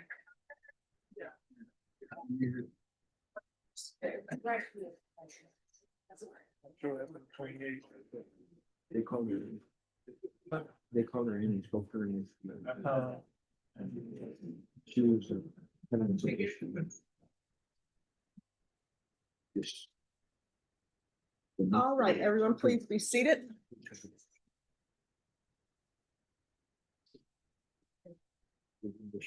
All right, defense, are you prepared to proceed with your voir dire? Yes. All right, you may proceed.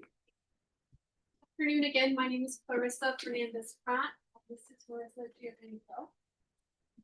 And together, we were former prosecutors at this district attorney's office. We prosecuted child abuse cases specifically. I was actually court partners with this judge. She was a prosecutor, so it's like being back here. It's good old times. Now, this is Alexander Rodriguez. He's living his worst nightmare. So, juror number 4, what is the worst thing man can be accused of? That would probably be one of them, or murder of the family. Right. So, child abuse, sexual assault, those are the worst things that someone can be accused of, right? So, I ask that you guys be honest, forthright. All we're asking for is a fair trial. You guys promise us that? To be open and honest. Yes. Yes. Okay. Judge already asked you this, but does anyone know me or the attorneys or anyone else? 50? Number 50? I didn't recall earlier, but I did go to high school, state attorney. Oh, you guys went to high school together? All right, so everyone remember to speak up so the court reporter can hear. Did you pick on him in high school? Okay. With Zach or? Zach. Okay. Is there anything about that relationship that would preclude you from being fair and impartial to either side? I don't think so. Anyone else? Now.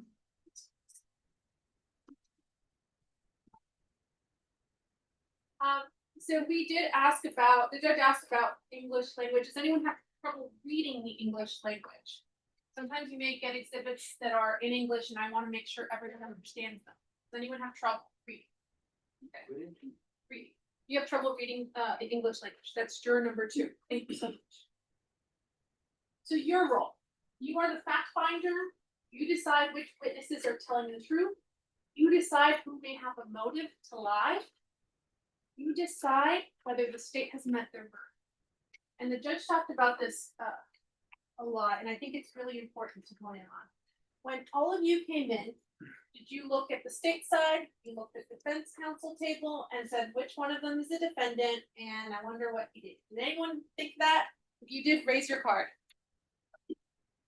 Fine. I know there's nothing's gonna happen to you, I promise. Juror number 1, juror number 8, 6, 12, 14, 25, 26, 30, 35, 41, 38, 42, 43, 66, 65, 49, 54, 75, 74, 73. Thank you guys for your honor. Did anyone think to themselves, gosh, I wonder what the state has accused this innocent man of doing? Anyone?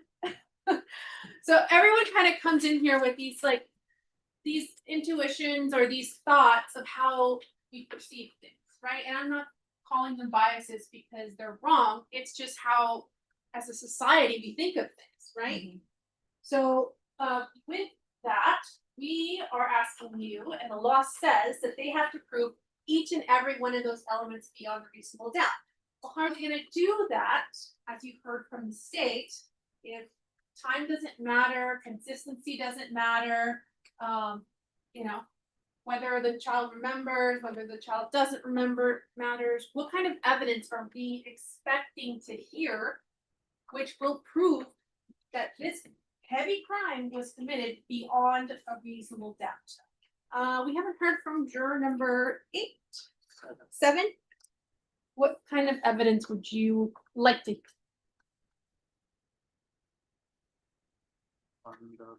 Oh, I'm sorry, if he could speak up, please. On the prosecutor side, Yes.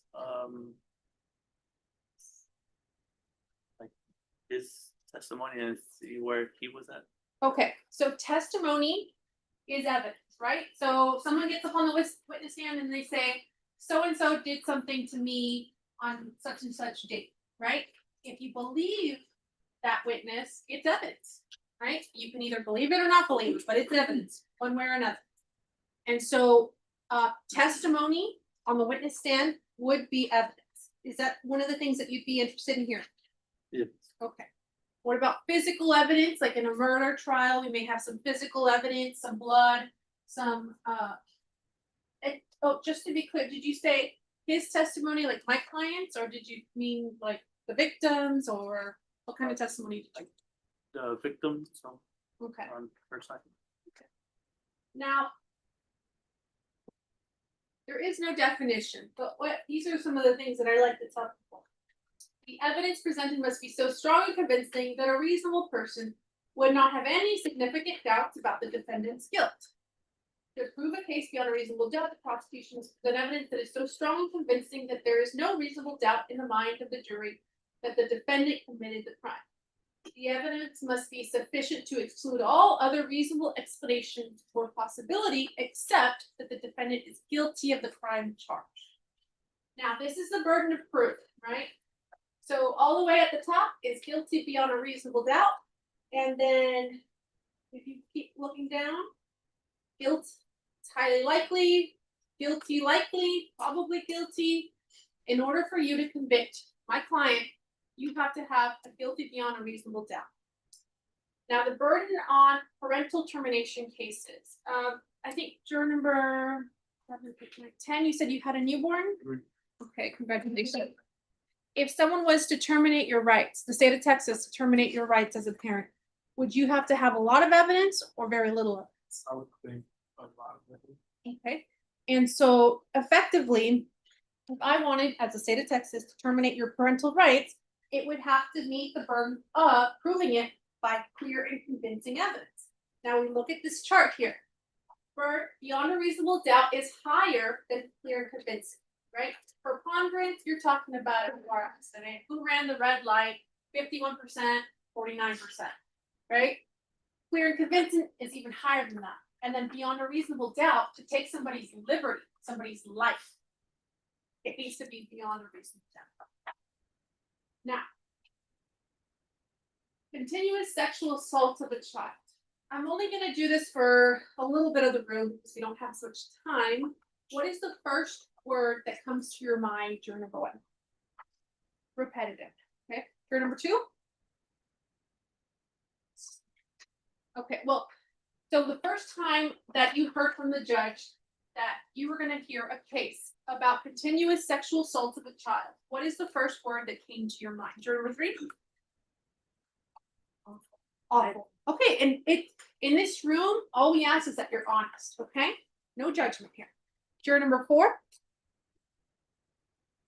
I mean, I guess like penetration. Penetration. Juror number 5? Trauma. Trauma. Traumatic. Bad? Traumatic. Traumatic, sorry. Number 6? Ongoing. Ongoing. Number 7? Sadness. Sadness. 8?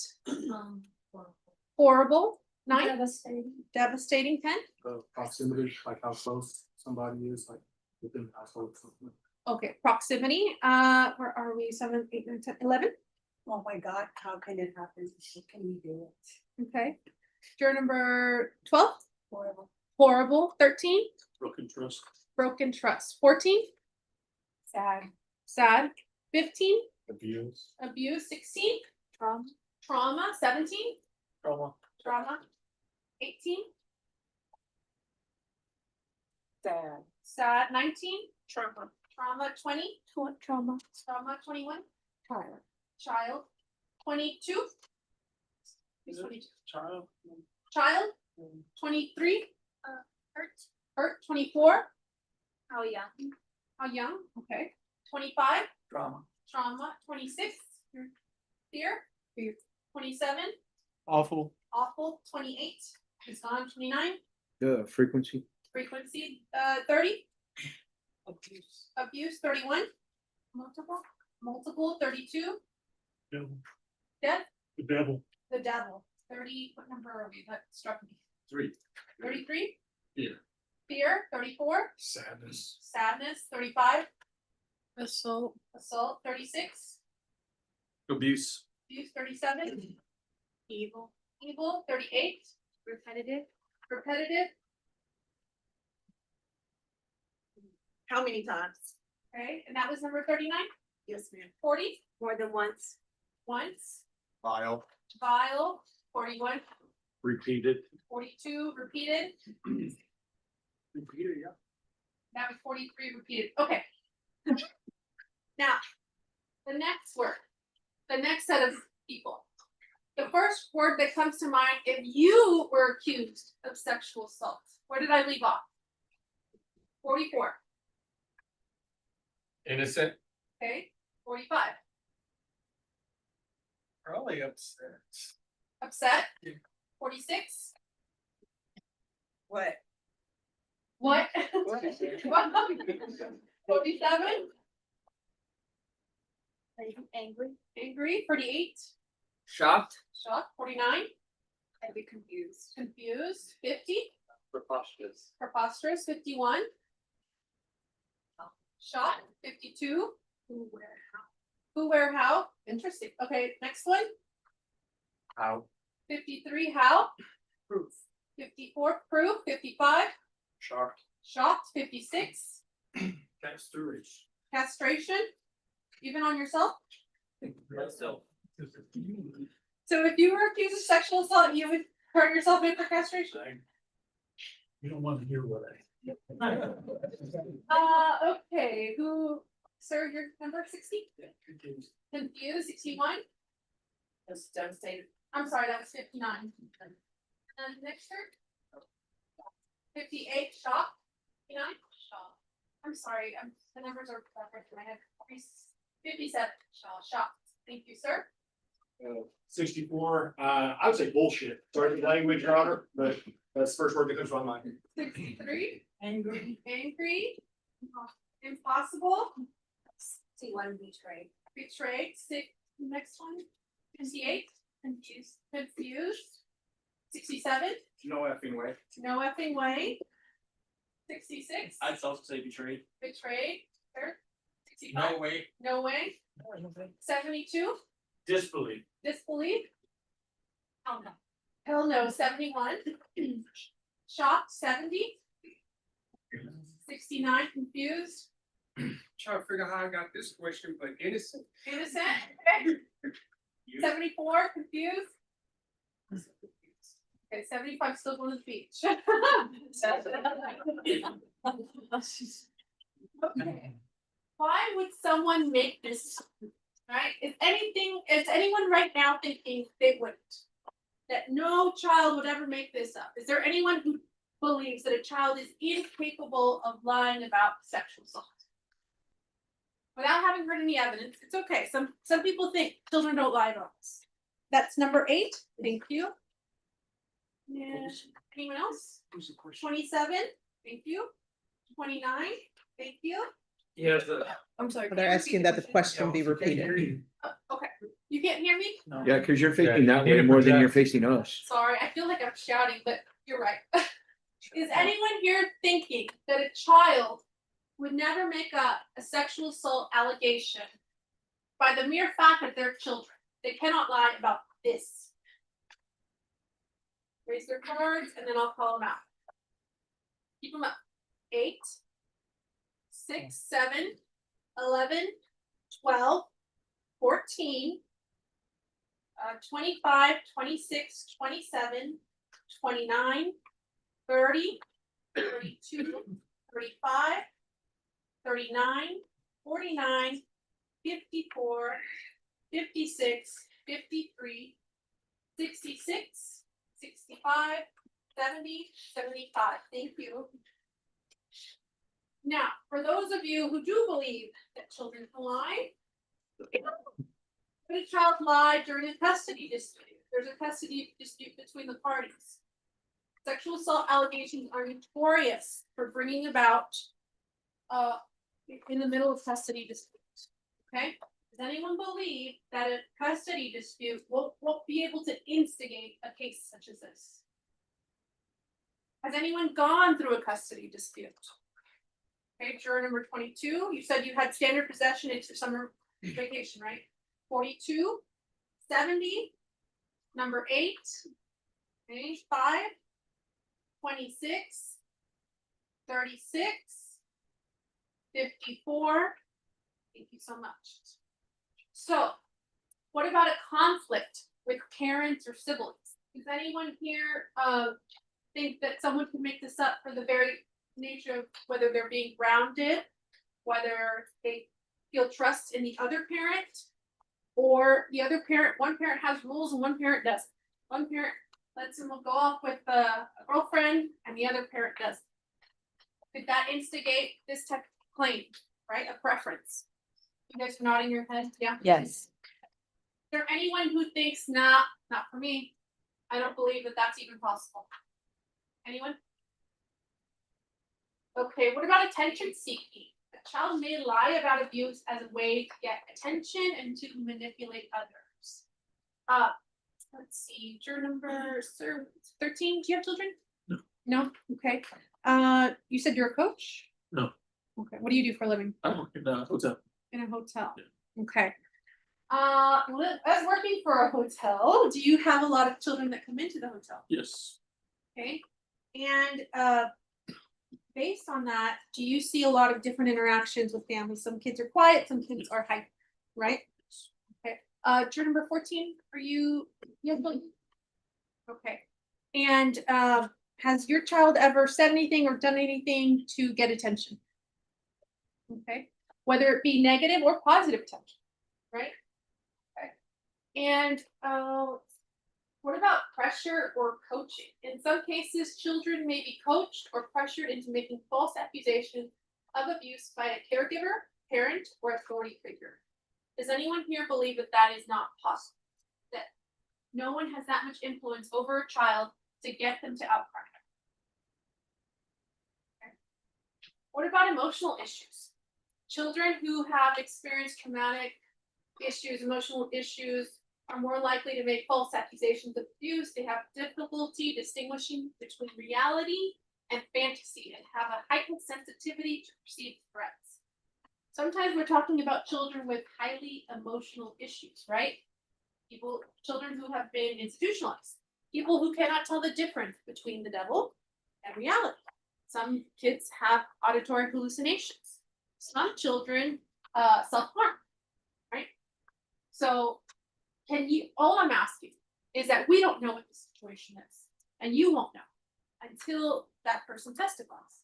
So until that person testifies, it's hard to tell who's telling the truth and who's lying, because you don't know what their baggage is. Okay. Has everyone ever seen this movie? What happens if The Lie? It was a long time ago, not that long ago. Basically, this child made up a lie that she couldn't walk back.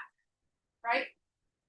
A lie so big that telling the truth is hard to do. So what happens to a kid who tells a lie that is so big that by this point, when we're here in front of a jury, it's too hard to walk back? Does anyone think that that is possible? Juror number, let's see, 7, 8, 9, 10, 11, 12. Juror number 12, do you think that's possible? Okay. Has anyone here ever told a lie that was so big that it was really hard to walk back and be honest and say, yes, it was a lie? Do you think children can be afraid of the consequences of lying about something this big? Who has experience raising a teenage girl? Let's go with number 9.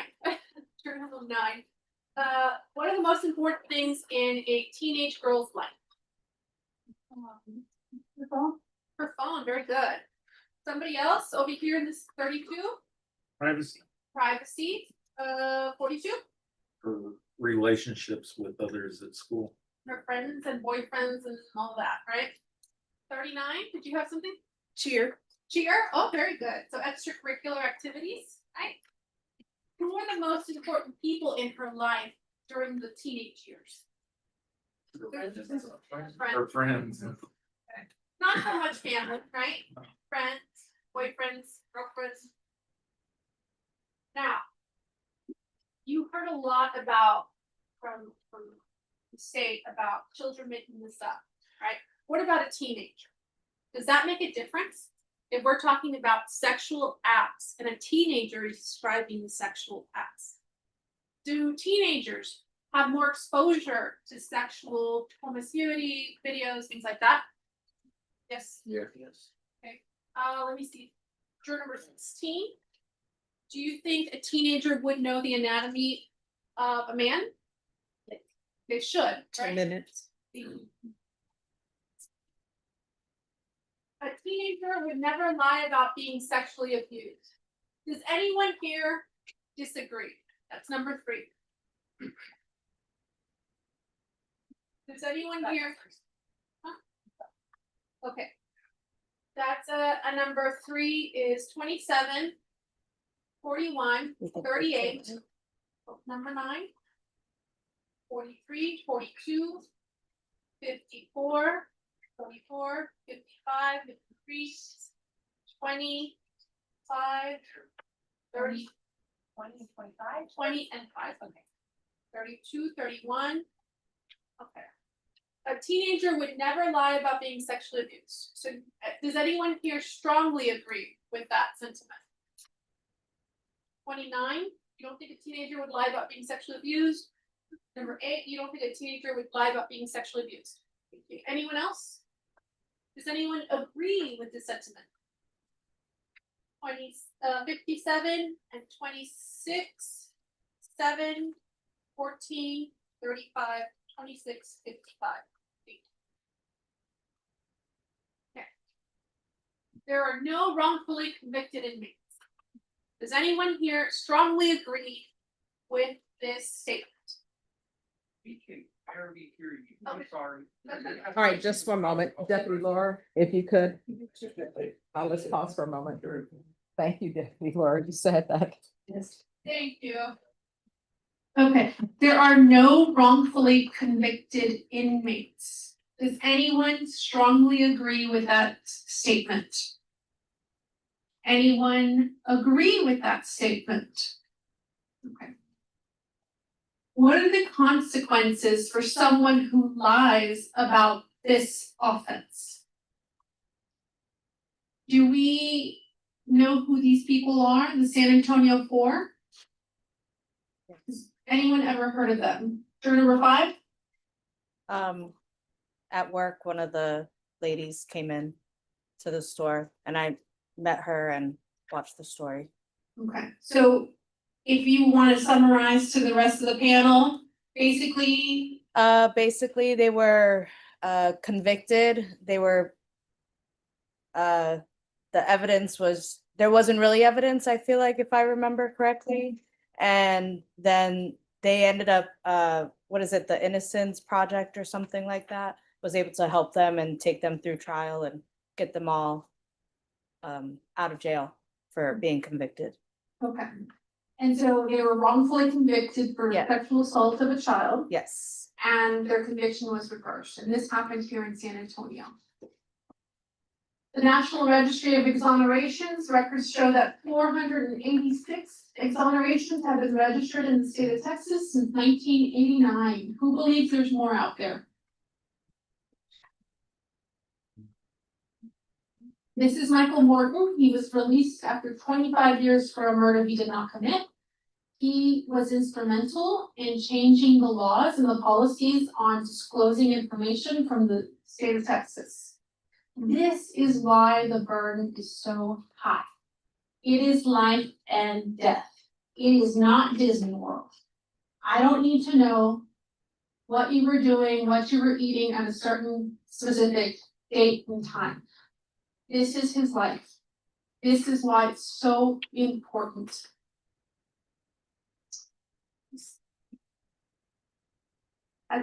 Has anyone been, let me see, I have family and friends that have been accused of sexual assault. Anyone here?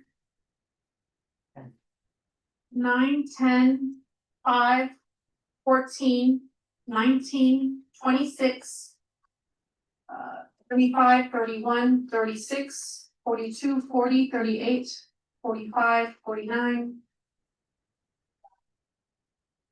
49, 53, 54, 59, 64, 66. Thank you. Has anyone here been investigated by CPS? 42, 1, thank you. Oh, and 26. Let's see. The judge talked about the Fifth Amendment right not to testify. Here are some things to consider, but quite frankly, it is a decision that I will be making. I don't want you to hold it against my clients. Can everyone promise to do that? Yes.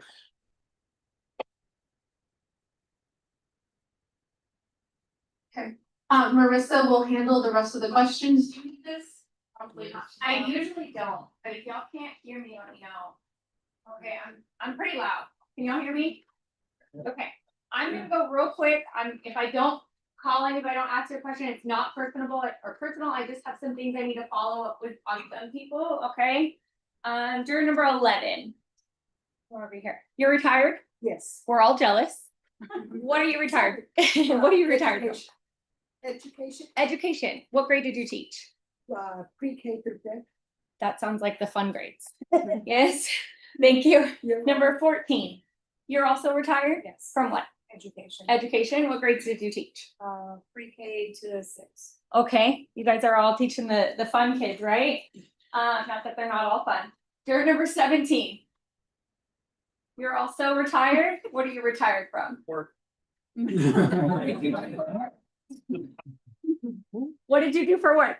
I was working at the airport. At the airport? Yeah, 20 years at the airport. Okay. Were you flying the planes? No, just I was working line service. Okay. Fueling the aircraft, defueling them. Okay, cool. Juror number 23. 23, you're in school? Yes. What are you studying? Biology. Biology. Okay, what do you want to do with that? Veterinary medicine. Oh, I love it. Okay. Juror 25. What are you retired from? Retail, sir. Retail. Okay, great. Juror number 32. Sir, you answered that you've been an accused, a complainant, or a witness before. Can I ask you which one? It was a burglary. Okay, were you accused or were you a witness? You were a witness. Great, thank you. Juror number 42. You're a police officer? So I assume when you answered that accused, witness, complainant, it's been in your duties as a police officer? Yes, ma'am. Okay, you've never been accused? I have. You have, okay, so you've been multiple of those things, okay. Yes. Great. Your duties as a police officer, are you automatically gonna believe every police officer the state puts on the stand? No, not necessarily. Okay, they're human like the rest of us, right? They could be telling a lie. Correct. Can y'all hear me? Yeah. Okay. Okay, so are you starting on the state side right now? No. Okay, there's no advantage the state has over us. Okay, perfect, thank you. Juror number 44, that put us in the next row. Sir, you are currently unemployed. What do you normally do for work? I'm a certified anti-money laundering counter-terrorist financing investigator. Wow, okay, that's awesome. And you have also been either an accused, a complainant, or a witness? Can I ask you which one? 2 minutes. Okay, thank you, Judge. Accused. In a criminal case? Yeah. Okay. Juror number 48. 48. Yeah. Can you stand up for me? You've been a juror before? Do you remember if it was a civil case or a criminal case? I'll remember. You don't remember? Okay. Do you remember what it was about? No. No? Oh, wow. Did you have to find somebody guilty or not guilty? No? Dismissment. They dismissed it? Yeah. Okay, thank you. Juror 51. Same question. You've been a juror before? This will be my third time. Your third time. So the first two, were they criminal? The second was for murder. Okay. And in that case, did you decide punishment or did the judge decide punishment? Reached a verdict. Okay. Did you have to decide punishment? Yes. Okay.